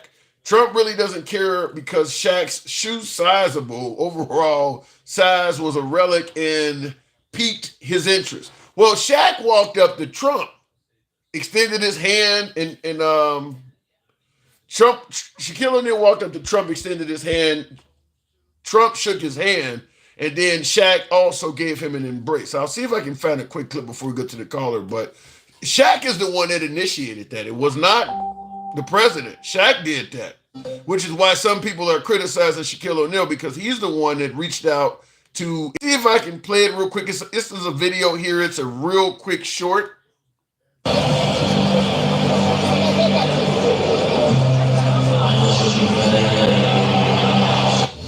That was it. I mean, but Shaq leaned over. Shaq didn't have to do that. So Shaq reached out to him, and they ended up in a quick embrace. So it's up to you how you view it. All right, look it in the comments. Latinos for Trump says mud maker. I'd be curious to know if the numbers of Latinos supporting Trump went up or went down. Going back to the box, I'm going to ask you to tap the screen, get us up to about 60,000. Certainly can do that. Show the program select. Good solid minute of tapping. You can make it happen if you will. Going back to the box, the one and only MAGA reacts. Good evening, MAGA.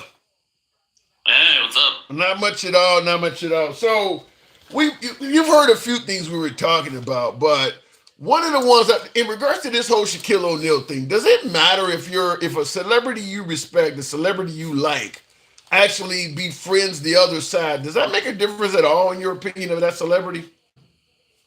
No, it shouldn't. Like Robert De Niro, for instance.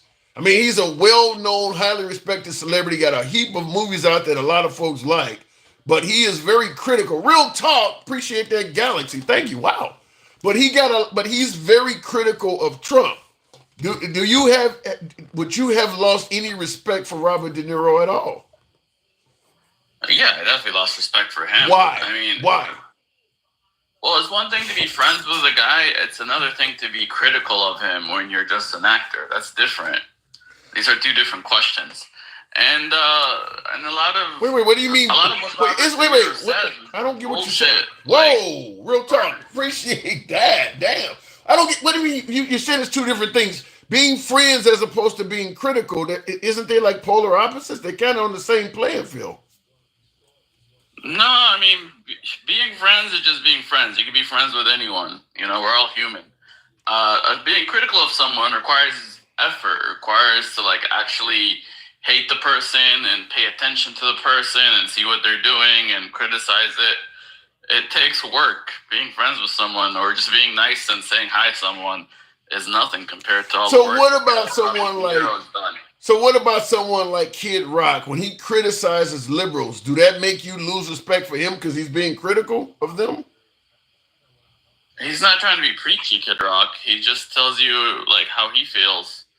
I think with De Niro is more preachy than anything. How do you define preachy? Now you're losing me. What do you mean by preachy? What do you mean? He went out of his way to go to to protest in front of the court when Trump was in New York for his court hearings, and he basically talks about how much he hates Trump every chance he gets. Kid Rock literally took a long rifle and shot up some Bud Light cans to show his disagreement with transgender. You don't see that as being preachy? That was just fun. I thought that was entertaining and fun. You know, there's no hate in that. You're shooting. Maybe there was hate. You're literally assassinating someone. You're assassinating someone's image, and that's what you call fun? You're just shooting beer cans. That's what you do with a rifle. With somebody's picture on it. Debo, thank you. I didn't watch that, so I can't really comment too much on it. But, you know, he was just having fun. And his issue, I think, was more with Bud Light than the actual guy. His issue is like Bud Light, you know, has a long-established base, and they're completely abandoning their base to pander to minority, to pander to trans people. You said it. Yeah, I mean, but it doesn't change the flavor of the beer, does it? No, the issue isn't with the flavor of the beer. It's just the pandering. It's just if you don't do it right, you could get a lot of shit for it. And that goes for both sides. Pandering, like being unauthentic and pandering, is the most hated thing by both sides. So I'm kind of thinking that you're disagreeing, but what you're saying almost sounds as though you do agree that if a celebrity endorses the other side, you could find yourself not liking that celebrity. I mean, you're referring to Robert De Niro as quote unquote preachy. What about Taylor Swift? Is she a preacher? I mean, she doesn't like JD Vance or the childless cat lady comment. She favored Kamala Harris. Was she preaching? No, because she just said she didn't even preach anything. She just made like a couple of small tweets, and we made a huge deal out of them. But Robert De Niro did a lot more than just one or two random tweets. He put in a lot of effort in trying to sway people, and that's the difference between him and like a Kid Rock or Taylor Swift. What about Roseanne? What about Roseanne Barr? She lost the television show. Was she preaching? I don't remember Roseanne Barr. Like, okay. I know she hates Trump, but no, she loves Trump. She hates Democrats.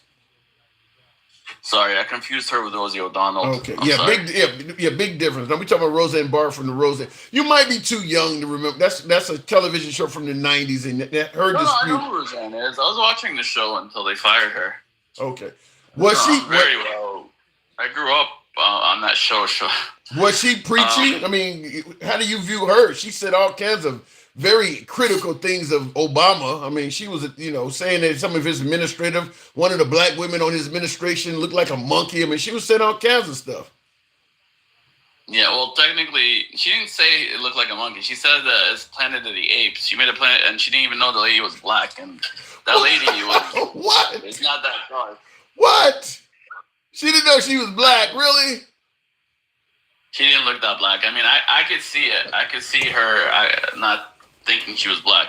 Like, her mistake, like, she doesn't look black. Like, some people are so light-skinned, you can't even tell they're black sometimes. So she just decided out of the blue to tweet out that this woman, she has no contact with, looks like a member of the Planet of the Apes. For no reason at all.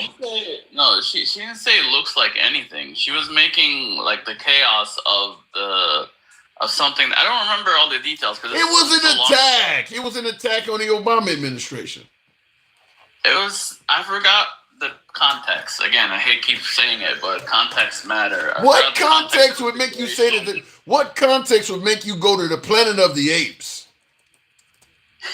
I don't know. Like, I don't either. I don't either. I don't remember the context. If I remember it, I would tell you. I would answer that question. I just don't remember it off the top of my head right now. You're bringing up stuff from so long ago. Okay. All right. I'll give you that. It's from a long time ago. But the idea that that there's some kind of context that's going to defend saying somebody looks like they're from the Planet of Apes is insane. I mean, that's clearly meant to be an insult. You don't attack somebody from the White House, from the presidential administration, and start talking about the Planet of the Apes, and you put that on a professional Twitter account when you are a well-known professional. The only reason you would do that is you're attacking that person. I think it has something to do with Israel and something she did regarding Israel. It was like a pro-Israel thing that Roseanne was doing. But I forgot the details, like I said. Okay. And again, by the way, I want you to see. Cringy, but I want you to. Can you see that on my screen there? I just want to make sure I want you to see this because you're telling me this. That lady on the left looks black. Yeah, you're telling me she don't. You're telling me that. The stage is set once again. Hold on a second. All of my equipment is going. You're telling me Valerie Jarrett, the woman she said that about, you're telling me that woman don't look black? No. What about that woman that makes her look? No. That looks like She looks black to you? Yes. That woman yes. That looks like a white woman to you? She's not a white woman, but she's not black either. She looks definitely like a light-skinned black woman. Are you kidding me? Look, Roseanne is not even that much lighter than her. Talk about not having any association with anybody black. That's not an easy one, man. I'm not, especially if you're like, Yeah, no, that's not an easy one, especially if you're working off memory. That she does not look like a black woman to me. Oh my God! Maybe like I know she's a black woman, and you know that probably is why you're saying she looks black to you because you already know. But if you didn't know, no, okay. I don't know. All right, so I'm assuming you must. I'm assuming you must think Mariah Carey and Halle Berry look kind of white too. Then Mariah Carey is white, isn't she? Halle Berry I know is black, but Mariah Carey. Okay, all right. What is Mariah Carey? Now you got me wondering. At least when you said something like that, I guess I kind of got to defend you there. If you don't know that Mariah Carey is black, then maybe you don't know. Shit. Yeah, Mariah Carey she's biracial. Mariah Carey's biracial. Well, that's the problem. Everyone's biracial, and they're so mixed. Like, you know, how much percentage black do you have to be considered like black? I was told one drop is all you need, and you're black.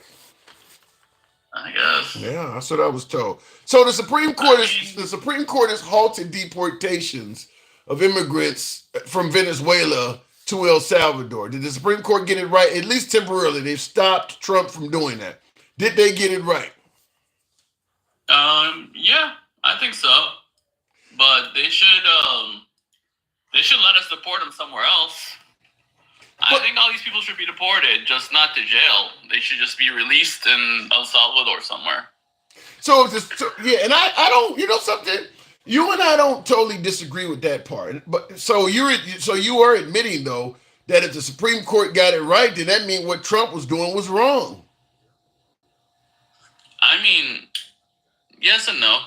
I still think it was like it's 50-50 because I think it's a good deterrent. And the results speak for themselves. You believe sending folks to a supermax prison where they may not belong is worthy of doing because it's a good deterrent to other people. Yeah, but I think they should also be released. Like, use it as a deterrent, make them think everyone that illegally comes here is going to that prison, and then just release them on the down low. So using human beings as bait. It's not bait. It's you ever watch the movie with Samuel L. Jackson where he's with Kevin Spacey, where he takes a bunch of people hostage and then he's talking about the negotiator. Yeah, the negotiator. He takes him to the other room and fires a gun and everyone thinks he shot one of the cops. Yeah, you're talking about the negotiator. Yeah. That's not it's an illusion. It's not quite bait.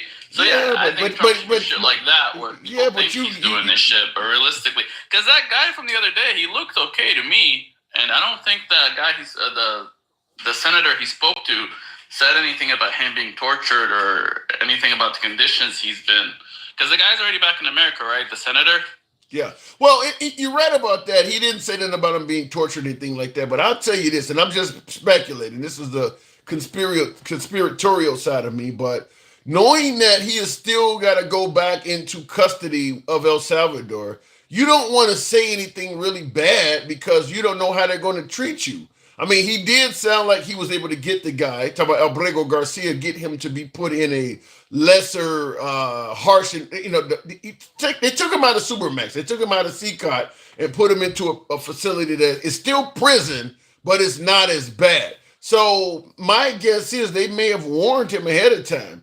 You know, if you go on camera and you say some really bad shit about us, it probably ain't going to help you out. So it's possible, you're right, it's possible that Garcia may be in good health and in good condition.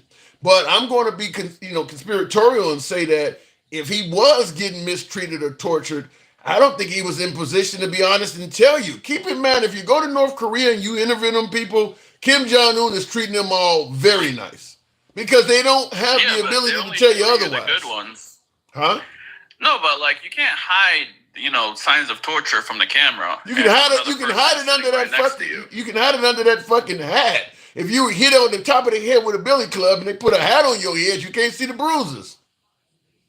Again, that might work with us, but the Democrat senator was right across from him, and if he saw any signs of torture, even hidden ones, I'm sure the second he gets back to America, he's going to tell us all about it. Not necessarily, because if you're sitting across from this guy you just came to see, and the leader of El Salvador tells you, okay, I'm gonna let you guys talk, but understand when you leave, what did the guy with Shawshank say? Put your trust in the Lord, but your ass belongs to me. In other words, I'm gonna let you guys talk, but I'm gonna tell you, Senator, a lot of his safety is riding on the report you give us. You can go back to them Yankees and say whatever you want around them gringos, but remember, his ass is on the line. So even though what you're saying is the way it should be, it's possible that senator realizes that the Trump administration don't give a damn if that guy's thrown into a gas chamber. They don't care. So there's only so much he can do. So if he come back and start talking about how horrible that facility is, he may sacrifice someone. Let me tell you my alternative history or alternative point of view. Or they know this guy is a big deal and they pulled him out and have him, in his own special section the whole time because they know politically it would hurt him, or hurt us, or hurt Trump if this guy is tortured or anything bad. He could be VIP the whole time. We just don't know about it. They're selling it to us like they don't give a fuck. But realistically, on the down low, they have him safe and, Wait. You say he could be, hold on. That's been the news for the next, 4 years. Did you say he could be VIP? He's not hanging out with P. Diddy in the club sipping on Ciroc. All day. How would we know? VIP? What? As VIP as you can be in prison, but I think he's probably protected, especially since he's on the news every fucking day. I don't think Trump's not going to brag that he put him in a special prison because he wants everyone to think that they're going to go, he wants to look like the bad guy so he doesn't promote people coming here. Because in this situation, Trump wants to look like the bad guy because he wants to use this as a deterrent for people coming here. It's working. He really is looking like the bad guy. When you start sending people out without due process, and then when you start suggesting that you're looking to send Americans to prison, he's looking really bad worldwide. It ain't just to Americans though. Because when you say, you're right about the part about doing this is a deterrent for people coming here, because Canadians and people in England and in the United Kingdom, they're not coming here either. A lot of them are like, I don't want to end up like that. People realize that it's not just illegal immigrants coming to this country that are having problems. People who legally can come here are having problems too. So the message is going out worldwide. You check with Vegas or you check with Disney World, tourism is down. People who actually have money to come here legally and spend are like, fuck that place. I'm not going to take a risk of being held indefinitely. All of a sudden they're claiming I'm with some kind of gang and putting tattoos on me. So it's working. He is starting making people not want to come here. They don't have an MS-13 in England or anything like that.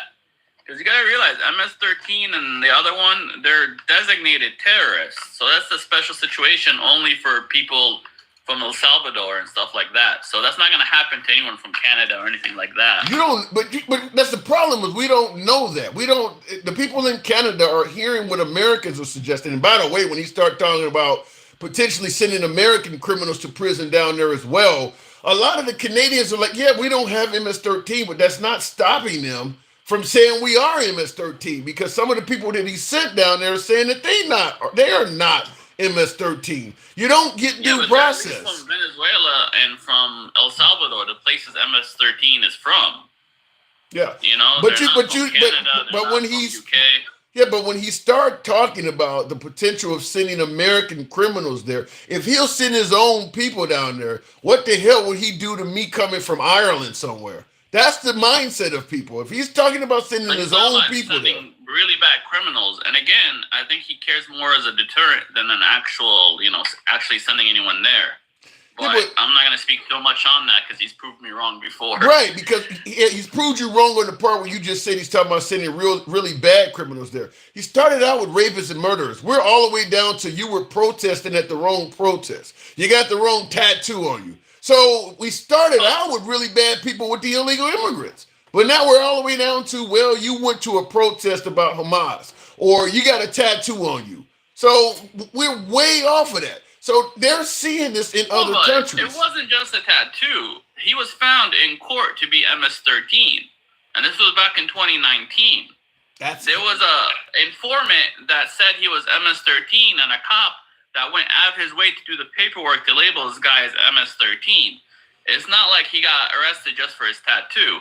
A lot of shit happened that had nothing to do with Trump. Way before Trump, actually from Trump's last presidency, a lot of shit happened that led to this. Yeah, but that's it's not like but you're just discussing. Yeah, but you're just discussing Albrego Garcia. There's other immigrants, like the lady that they stopped in the middle of the street, 5 of them with masks on, and they grabbed her up because she was at the wrong protest. She ain't done nothing wrong. There are no criminal accounts on her at all. They just don't like the protest she was at. Or the guy that got deported that was at Columbia University or whatever because they said he was speaking at a protest on behalf of Hamas. He ain't did nothing violent. So some of these people are...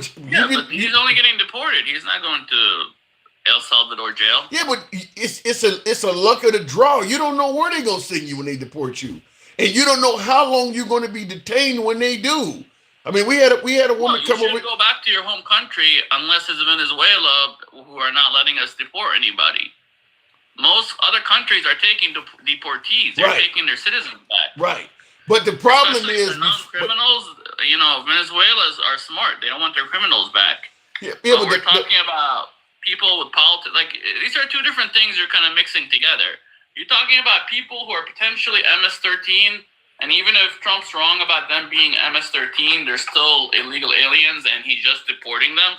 I mean, in the end, he's just deporting all these people. It's just, the real problem is Venezuela not taking their fucking people back. Because why would we pay for El Salvador to take them if we could send them to Venezuela and have them go back home, have their people deal with this shit? Yeah, but the point I'm making is Venezuela is not just the only issue. The fact is they are grabbing other citizens and just detaining them for a week, 2 weeks, like the Canadian actress where they held her for like 12 days because they said something was wrong on her visa. I mean, you got people coming from France and Germany. Huh? That was fucked up. Yeah, and those stories are getting out around the world. You don't have to be under the threat of going to El Salvador. It's just the fact that they're grabbing people for little or nothing. 12 days in jail. I mean, she didn't do nothing wrong. She spent 12 days in jail simply for trying to come to America legally. And those stories are getting out. I bet you there were stories like that under Biden. We just never heard about them before. I bet you our system has issues like that all the time. And because what happened with that actress, I doubt it was specific to Trump. Well, it happened. It happened under Trump's watch, so he's going to get blamed for it. I don't know if there were stories like this under. Go ahead. But you got to realize the big problem with Trump, like right now, this tariff war, most of it is being fought against the media than China. The real enemy is the media and the propaganda. Like I don't want to say propaganda, but. Like how the people feel is more the enemy than actual China and what they're doing. It's like how the stock market crashed or went down before a penny of tariff was paid. Listen, you could be right about that. I'm just going to simply say market speculation has been around as long as the market. If you're making a major decision and people anticipate that decision is going to hurt them, they're not just going to stand there and wait till your decision comes to fruition. I mean, market speculation has always been around. When a liberal gets elected, people like for-profit prisons, for instance, they believe that the right is going to put... My point is, it's not just the market. Like, everything that's happening right now feels like more speculation than reality. Maybe if your guy wasn't people are reacting to... Whoa! Shit feels more like... Maybe if your guy wasn't on TV saying so much controversial shit, the media couldn't do all of that. He the one that wants to be on TV all the damn time. He needs to be on TV less, but it's like a double-edged sword. It helps a lot, but it also hurts him a lot. Well, when you gotta take the good with the bad. When you're on TV calling reporters stupid and stuff like that ain't gonna help you out at all. I mean, some of some of these questions they ask are like setups, like that question where they asked him, like he didn't go out of his way to say, I'm thinking about sending Americans to this prison. They asked him about that shit, what's he going to say? And he said something that guarantees they're going to be asking him questions about it from now on. Instead of just simply saying that's a crazy question, I would never consider sending my own people to a foreign country because it's unconstitutional. And not to mention him getting caught on a hot mic ain't got nothing to do with the media. That's him talking to the president of El Salvador saying What do you that say shit. on the hot mic? He said you're going to have to build. He said you probably would need to build 3 or 4 more prisons to hold Americans. He basically told him, I want to send Americans there. Wait, he said specifically hold Americans, or he just said you need to build 2 or 3 more? I think he said 4 or 5 more, by the way. No, he's talking about, he said specifically he wants to send Americans there. Again, these are 2 different things that he said. Were they said at the same time at the hot mic, or It was all said at the same time. Yes, it was all said. And he's talking to the leader of El Salvador. I'll see if I can find it real quick. But he was talking to the leader of El Salvador. I'm trying to see if I can find a part without having to play all this other shit with people's commentary in it. I think this is it here. Let me see if I can cue it up here. 5 more places. Yeah, that's criminals next. Yeah. They said homegrowns are next. The homegrowns. You got to build about 5 more places. Yeah, that's fair. All right. Okay, he said homegrowns are next. So that's homegrown criminals. That means And no, you're right. Okay. I mean, he's obviously joking, but you're also right, and you never know with him anymore. Why do people find that shit funny? Violating the Constitution. People are laughing. Yeah, I'm sure Eichmann laughed at everything Adolf said as well. A bunch of cruel people laughing at cruelty. I mean, yeah, they laughing because listen, when you got the power of Trump, all of the people around you whose whole careers and survival depends on you, they're gonna laugh at everything you say. They just gonna put a chuckle on because they're yes men. Of course, they're laughing at it. It ain't funny though. Blowed up, but in reality, how many people were sent? 200 people, and only 1, maybe 2 are a mistake. We don't know. We don't even know the names of the people that were sent to know if they're a mistake or not. They never released the names, the inventory. We don't know who they are. Yeah, you're right. I'll give you that. We don't know who they are, and I don't know why they're keeping it secret. Like I said, the only reason they keep it secret like that is to use it as a deterrent. They want to be mysterious so everybody's scared. So is it possible they're not telling you the names because they realize some of the people don't belong there? What's up? Is it possible they're not telling you the names of these people because they know that some of them do not belong there?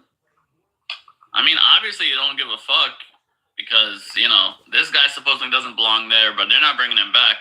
And the other thing, again, you keep skipping the part that even though he doesn't belong in prison, he's supposed to be deported. Even though technically not to El Salvador, his asylum was rejected. He was supposed to leave the country. He's supposed to be deported, just not to El Salvador. Okay, but MAGA, we're paying to have these people incarcerated. The guy in El Salvador is not doing this for free. We are literally paying him to incarcerate innocent people or people that do not deserve to be in prison. We're paying him to do that. Yeah, but those are, especially with this guy, this is his own citizen. But we're paying him to put his citizen in prison. We are paying him for that. Okay, so what's your point though? Why would we pay to incarcerate a man that we know does not deserve to be incarcerated? Because we want him more deported and concentrated. Right. So why wouldn't we tell that to the leader of El Salvador? We don't want him in prison. We just want to deport him. Why wouldn't we tell him that? This is the part where I agree with you. They should let him out. They should let him out in El Salvador. Okay. But they're worried that the second they let him out, he's going to come right back, and the Democrats... That dude ain't coming back. That dude ain't coming back as long as Trump is in office. A whole life here. He ain't coming back as long as Trump is in office. I don't care how long he's been here. I would not come back until Trump was gone. I would not even think about coming back to America with Trump. Trump liable to have some German shepherds kill you or some shit. I mean, we know Trump don't give a fuck about this dude. He's going to come back, and he's going to be like a hero for the left. Possible. And then you ask me why Trump's fighting it so much. He's going to be like their number one hero. Well, that's self-inflicted by Trump. I got to move it on, but this guy wouldn't be a hero. One last thing. Yeah. The reason I got on here today is you say how you watch The View and The Five. Yeah. I'm telling you, you should stop watching both. Stop watching The Five and stop watching The View. Why? Just stick to like news people like Bret Baier. Like Bret Baier after The Five, I think he's one of the best people when it comes to news because he tries to be neutral. It's not as interesting. I agree with you, but it's not as interesting. I like to hear the opinions. I like the back and forth. But I agree with you. That is more straight news. It's just not as interesting. And that's why people watch opinions as opposed to just the 10 o'clock news or the 11 o'clock news. It's not very interesting. The opinions, that's why O'Reilly became the number one to do it, because it's more interesting to see those debates and sparring. Straight news is boring. I got to go. But O'Reilly was like very educated. I don't think the people on The Five are that well informed. Dana Perino's pretty educated. I gotta go. All right, moving on with the program. She was Dana Perino was the spokesperson for George W. Bush, just like Karine St. Pierre was for Biden, and I can't remember who was the person for Obama. Spicer had it one point for Trump, and now you got this young chick that's doing it. Looking in the comments, why does he sound like Jesse Waters? I don't know if he sounds like Jesse Waters. I know I missed that on the super chat. President of El Salvador made it look like a walk in the park and put margaritas on the table they never drank. And that's what the senator stated. That, to me, shows that president of El Salvador is up on. To me, that guy is dirt. Is dirt. I mean, listen, I know he's trying to make El Salvador safe. I'm 100% okay with that part of it. But if you watch some of the videos on YouTube, it is 100% unwarranted searches and seizures. They literally have guys in pickup trucks with heavy firepower driving around the city, and they will literally stop anybody at a whim. And if you don't pass the test, they take you and throw you in prison. I mean, there's a YouTube video. I watched it today where the guy was, that Nick whatever guy that you're talking about, Jeremy, if you're still watching the program, Nick Shirley or whatever his name is. But anyway, they're driving around El Salvador, and they got maybe 4 or 5 armed guys in the back of a pickup truck. And if you know, they're looking through people's windows and going to your house, and that, well, we need to see who live here. You don't have any right to say no.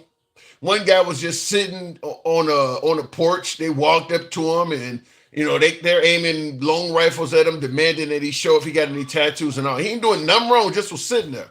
I mean, they're making the country safe, but the people essentially have no rights at all. I mean, you talk about the First Amendment, free speech. You think you can speak out against those guys when they show up aiming guns at you and demanding you show if you got any tattoos and make sure you're not a gangbanger? You don't have any right at all. If that group says you're a gangbanger, you are. That's it. They have full power over your life. So while it is making the country allegedly safer, give me liberty or give me death come to mind, or some of these other famous slogans, because you're giving up freedoms for safety. This is something the Second Amendment crowd preaches against all the damn time. I'm not going to give up my gun to make the country safer. I mean, these people they don't have any freedoms over there.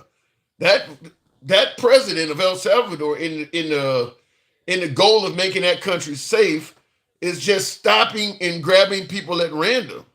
And if you fit the bill of what they think is suspicious, then they haul you away.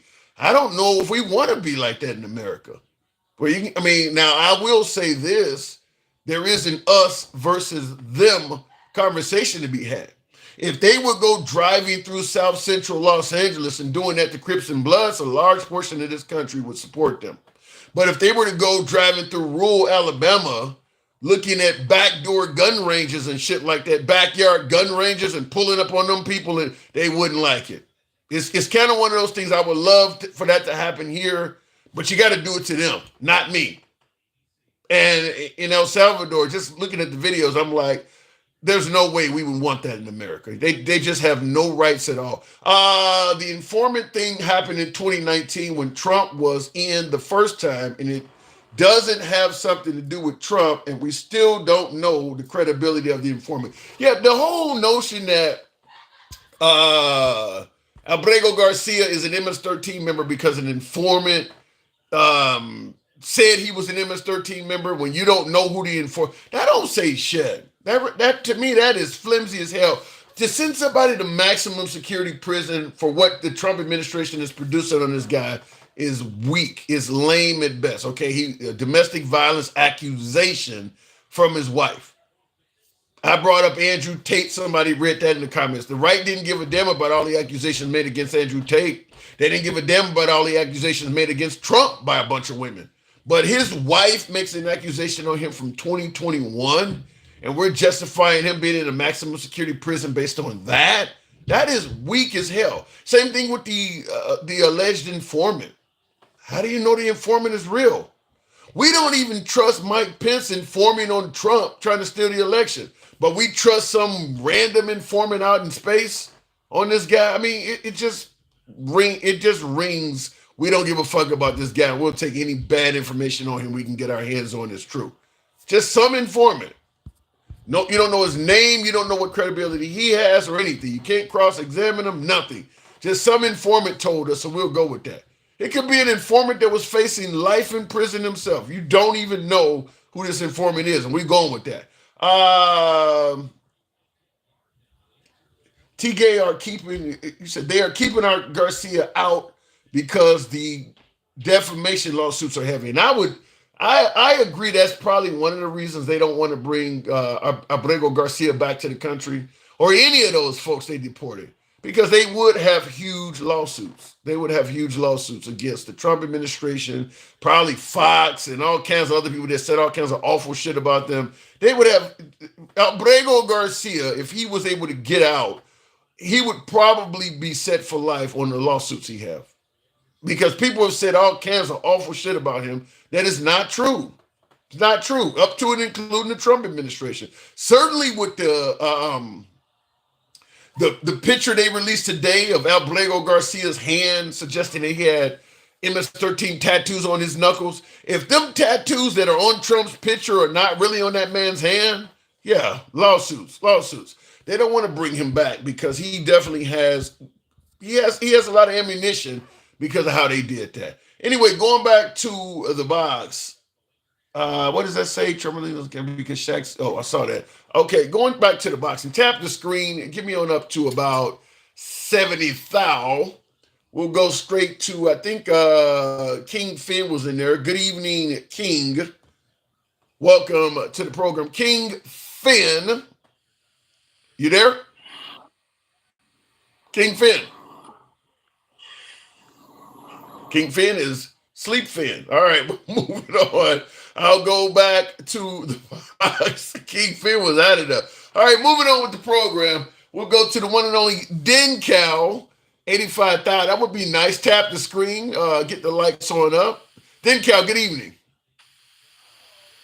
Good evening. Good evening. Yeah. Do you agree with me that if Abrego Garcia was brought back, he would probably have some victorious lawsuits? Oh, definitely. Yeah. Oh, definitely. I mean, it's like that's cut and dry. You go to it don't matter what judge you go to, and you put out all of this stuff that's been said from the president on down to, MAGAs living in, the holler in Tennessee. Everybody's been saying the same thing about this man with no proof. Yeah. And it's meant to defame him. It's meant to defame him. Yeah. Bringing up what happened, 5 years ago. They do this with everybody. They go back in your history and find anything they can and bring that forward and act like that means that whatever happened to you is okay. They did the same thing with George Floyd. They did the same thing with everybody who have been in controversial situations. George Floyd, but George Floyd was convicted. I mean, the stuff they brought up George Floyd does have a legitimate rap suit. The Abrego Garcia stuff is accusations. I mean, it's not based on stuff he actually did. It's people accused him of doing stuff. Right, but I'm just saying. When we do the same thing for Trump and we say what he did in the past, they talking about, well, he's different now. Yeah, it don't. He's changed. It don't matter as much. So nothing matters. They got the nerve to talk about there was a domestic dispute with his wife, but then when we bring up Trump had the same thing and his wife said the exact same thing. Oh, well, that don't have nothing to. No, it's the same. Yes. Damn thing. Yeah, Trump's women were lying on him. That's That's the difference. I'm not even talking about all the women. I'm talking about his wife. Damn. Yeah. Well, they're going to defend Trump no matter what, though. I mean, that's kind of what's going on is that without Abrego Garcia, we want to hear bad information on him. So any bad information you hear on Abrego, they're going to just take it as face value. Whereas with Trump, you don't want to hear bad information. So they're going to defend Trump against any claims that are made against him. Right. And then even when you finally nail these people down, like you nailed MAGA Reacts, well, you right. And then they just move right on. Like this dude done violated this man, put his life in danger, destroyed his family and everything. And talking about, well, they don't want to bring him back because they don't want the left to have stuff to talk about. What the hell do they got to do with him ruining this man's life? If he was going to put him out, he should have sent him wherever. The only place that they weren't supposed to send him to was El Salvador. Yeah. And that's exactly where they sent him. But here's the issue though. Where do they send him? If he can't go back to his home country, and let's say none of Latin America will take him because he ain't from here, what do they do with him? I guess that's why Trump trying to establish, his gulags overseas. So he can have a place. I don't know. Were they not allowed to? I think they told them they couldn't send those people to Guantanamo Bay also. So, I mean, it's the courts that's doing this to him, but they make it seem like somehow it's the left who is doing this. It's not the left. It's not us. He's breaking laws and the courts are telling him not to do stuff. Well, they're going to say it seems like the left because the left is the only group that has a problem with it. If it wasn't for the left, it would never be in court to begin with. The only reason the judges are hearing this shit is because the left is challenging what Trump is doing. If you left it up to the right, they would be celebrating it, leave their ass in there forever. So the left is. No, I disagree. I disagree that it's the left. It's his lawyers that's doing it. What do you mean it's his lawyers? His lawyers are the one contesting the stuff, not the left. His lawyers are contesting the stuff that Trump is doing? Yeah, you talking about Garcia, right? No. Well, Garcia doesn't have a case. I'm saying that, like the Supreme Court halting Trump from deporting any more migrants to Venezuela. The only reason that made it up to the Supreme Court is the liberals, or I think it was the ACLU or something, they're challenging what Trump is doing, and they're challenging it from a left-wing perspective, and the Trump administration has no choice but to fight it in court. Now, obviously, in this case, they're losing slowly, but if it wasn't for the left challenging Trump in court, he wouldn't have to be in court dealing with this shit. That's why they're blaming it on the left. Garcia, I do believe that he has representation, though. Well, they're going to call him left, though. Right. That's what I mean. Yeah, I guess we can say everything is just left or right. Yeah. Like you either agree. Let me make it clear as day. Either you agree with what Trump is doing, or you are left. I don't care if you his kid. The minute you start disagreeing with him, you left. I'm not gonna let you dictate the whole political sphere. Either you believe with Trump, or you are left. Yes. Because there's a lot of people in Congress right now, both left and right, that's saying, yeah, this is kind of fucked up. This is wrong. Then they're slowly turning into rhinos. Then the minute you start, you see the movie Back to the Future when Michael J. Fox is looking at his picture and he's fading away. The minute you, as a Republican, start criticizing Trump, your picture starts fading away. You ain't a Republican. You start to turn into a rhino. The minute you start criticizing him, you're in trouble. That must be why MAGA Reacts keep on going full steam ahead, because he don't want to fade away. Yeah. I actually believe that's the reason why a lot of them, like, I don't believe Ted Cruz. I don't even believe Marco Rubio believes all that shit, because he is Cuban. There's no way he believes all that shit. But he don't want his picture to fade away. Yeah, I believe that. Once Trump is no longer a threat, like let's say he passes on or he's too old, he's senile, he's out of politics, a lot of them dudes on the right going to be writing tell-all books, trying to save their legacy from being connected to some of that shit. They're going to be telling you, I only did it because I don't want to compare the man to Adolf, But I'll tell you, a lot of them SS families started writing, well, I didn't have a choice. He was gonna. I mean, I bet you that's gonna be happening. They're gonna be trying to separate themselves from that. Did you see Lisa McCoskey the other day? In what way? She was talking about that. No. She was saying that she was scared to go against Trump, and she's actually a senator. Yeah, I believe that.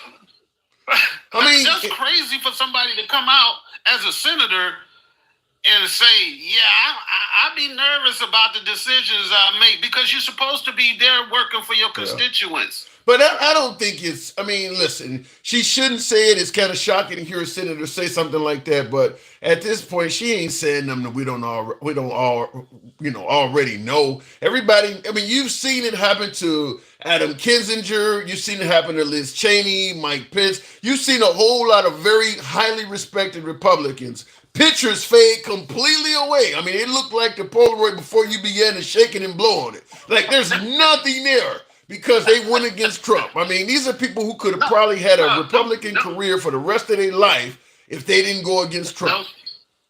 Those people are just fine, man. They're not making money like they was before, but all of them people still have lives. They got farms, they got land, they got no respect, Ben Cow. They got no respect.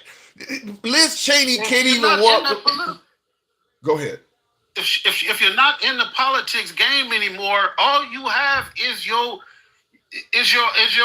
circle, the people that live around you in your community. But they wanted to be in the politics game. I mean, obviously, Mike Pence had aspirations of becoming president. Liz Cheney may have had aspirations of becoming a senator. Adam Kinzinger was still young. He wasn't trying to go away. I don't think Mitt Romney was trying to go away. I mean, yeah, they're okay. They'll be wealthy for life and all of that, but their legacies is forever tarnished. The way they go into history books, all of that. They don't want their legacies in that realm. I mean, just like Joe Biden's legacy is tarnished because of Trump. I don't know if a lot of people's legacies haven't been written. It's going to depend on how Trump's legacy goes. If he goes down, those people will be rehabilitated for standing up against him. I don't think so. I mean, because even if Trump goes down, you're going to have a large contingent of MAGA saying that whatever took him down was, unpatriotic to this country anyway. The Liz Cheney's, their history is frozen in over mode. She's not coming back. I mean, she's toast, and she would have probably been on the scene for another 15, 20 years probably until she damn near died. I mean, a large portion of her career was stunted because she went against Trump. Same thing with Kinzinger and all of them. Yeah, but she'll still be invited to be on the board of banks and big corporations, and they're gonna be all right. I don't know, because I'm gonna tell you why. Liz Cheney would probably be invited to be on boards of banks and stuff now, but the bank is like, well, shit, if I bring your ass, then Trump's gonna get mad at me. So I'm sure she is missing out on opportunities right now because she went against Trump. Because we've seen what Trump has did to law firms that defended Hillary Clinton and stuff like that. They can't. Liz Cheney is like a hot potato. You can't touch her. I'm not sure about that. I'm thinking back to where she came from. Those people still love her. They love the fight in her. They understand that she got overwhelmed by the system that they don't like. She'll be all right. They love her, yet they voted her. Not in the history books. They love her, yet she was making a killing in Wyoming, winning time and time again. And all of a sudden, she had a problem with Trump, and Wyoming voted her out. You sure they love her in Wyoming? I don't think they do. I'm not talking about overall. I'm talking about she had a political structure that was in place. There was a lot of wealthy people that are stood behind her. Yes, they lost in the race, but those wealthy people that she befriended and all of that stuff, all of them people know millionaires and billionaires. They're going to be fine. Trust me. Okay. I mean, you think she feels safe walking down the street? You think she don't feel like her life may be in danger a little bit? I'm sure she's driving around and doing whatever it was whatever she's into now. I'm sure she's just fine. If she went back home, I'm sure her and her family, they got a big fucking ranch somewhere, and all of the people in the town love them. All of the people in the county love them. Yeah, she probably lost the state, But those people where she grew up who know her, yeah, she just fine. They're gonna be okay. Well, hell, her family was rich. I mean, her dad was multi, millionaire anyway. Yeah. They good. Yeah, they're not financially hurt. I don't see that at all. I agree with you there, but I'm saying that you used to walk around the state and everybody would respect you. You could walk into a diner and people would, whatever she had, whatever she wants, it's just not. Now you walk around, people booing you and shit. Might throw the same food they would have bought on you. I don't think it's bad like that where she's from. Maybe in the outskirts or whatever. But those people who grew up around her, those people in her city and stuff, they didn't all just turn on her because Trump did. She tried to impeach the man. Okay, I see. Alter Ego says she's a professor of politics at University of Virginia. She's fine. Yeah, she good.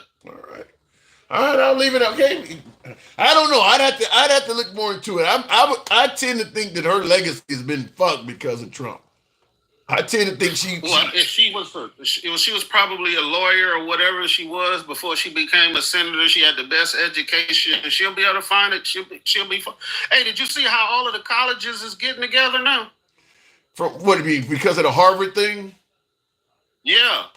Yeah, I mean, it is kind of wild when you start having the president trying to dictate what you can teach. That is that's straight out of North Korea's playbook. MAGA don't got no problem with altering our educational system to meet what Donald Trump thinks should be taught. They don't have a problem with that. He's commandeering all of these higher learning. I don't know if it's a case of MAGA not having a problem with that. I think the thing is MAGA favors the direction that Trump is taking his country in to a fault. Like, if he does something that normally I would not have agreed with, it's him, so I trust that he's going to do what's right, and I'm just going to put my trust behind it. I think it's just the faith of Trump doing what's right is so strong that they'll buy it, even if they know anybody else doing this would be on the wrong side of me. But if it's Trump doing it, I just trust that he's always going to do what's best for this country. So I'll give him a pass on it. That's the way I see it. Yeah, I mean that's pretty tough, man. I mean, we went from the left is trying to defund the police to Trump is trying to defund education. He's trying to defund all of the IRS, all the three-letter agencies. He's trying to defund the whole government. Well, but we need to. Like MAGA React said, Trump told him no DEI. So MAGA Reacts is in the comments. The DEI words, you're never gonna lay that one down. But that's what they're saying is that Harvard is promoting DEI. Yeah, well, last time it was CRT, now it's DEI. Whatever Trump say, that's the vision. No matter how you do it, as long as you achieve his vision, they don't care if he's breaking the law.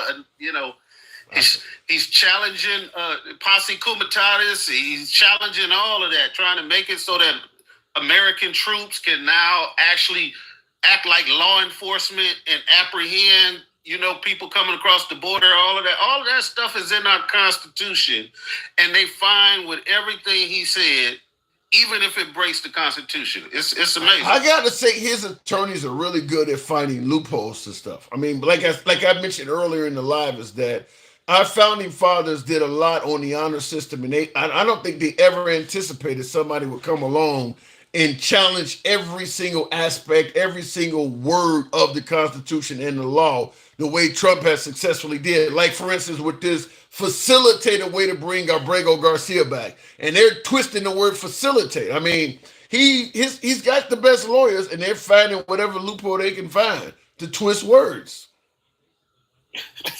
And it's working. And it's working. He got Stephen Miller up there talking about, we won 9-0. Yeah. I'm like, wait a minute. Yeah. He just changed the whole ruling to benefit Trump and say, look, we got him on our side. When they the ones who said facilitate, bring it on. Yeah. And it worked because facilitate is such a somewhat of a general word, so they could play like, okay, he said facilitate. They didn't say when he has to be back. We could make a deal that says he'll be back in 2035. We did facilitate it. It met what you said. I mean, so there's just loopholes everywhere. They literally gonna have to write that shit almost like elementary. Bring his ass back by Thursday. It's going to be, Well, and you want to actually specify the date of Thursday. They'll be like, well, you didn't say it wasn't Thursday in 2041. So I mean, you got to be really clear with it. But you seen the way they wrote the ruling that they wrote yesterday, telling him to stop all of those deportations. That's temporary. But see, this time they said stop. Yes, but I'll tell you something. But there's loopholes. They said stop, but they said stop Venezuelan migrants and from that area in Texas. So they're already talking about transporting the migrants from the area they were told to stop sending them to El Salvador, transport them to a different part of the country. You weren't told to stop sending them from there, and then you can send them. I mean, they've already came up with a loophole. You seen that letter he wrote to them, asking them about that, right? No, what do you mean? After the ruling, Trump and his lawyers wrote a note to the Supreme Court asking them if they could do exactly what you just said. Yeah. If they can continue, but not under the Alien Enemies Act, but just keep on doing the regular. Bro, when did the Supreme Court, he could just call them up and just be like, yo, hey, check.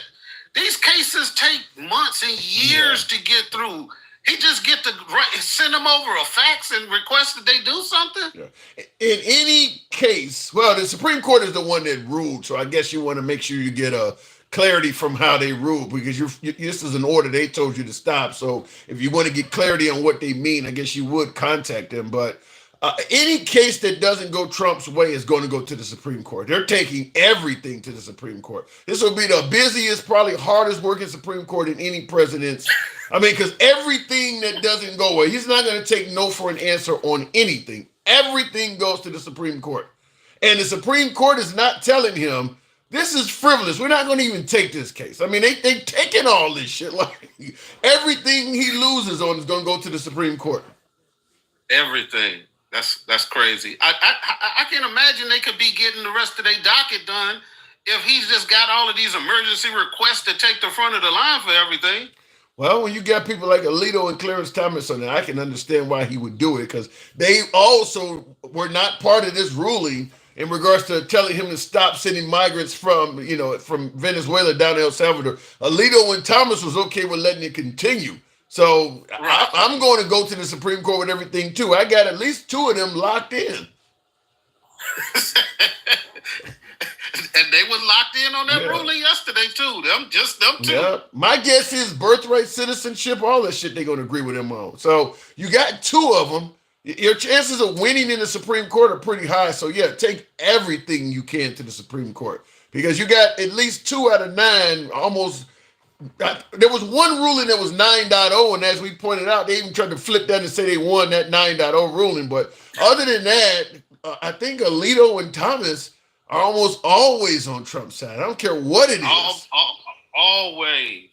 So it's the craziest thing. But 3.5 years. When the Democrats, when the liberals get back in power, man, they're gonna have so much work to do. They're gonna have to try to fix all of these loopholes to all of these laws that Trump has broken. They got to clarify all of this stuff about, you can't just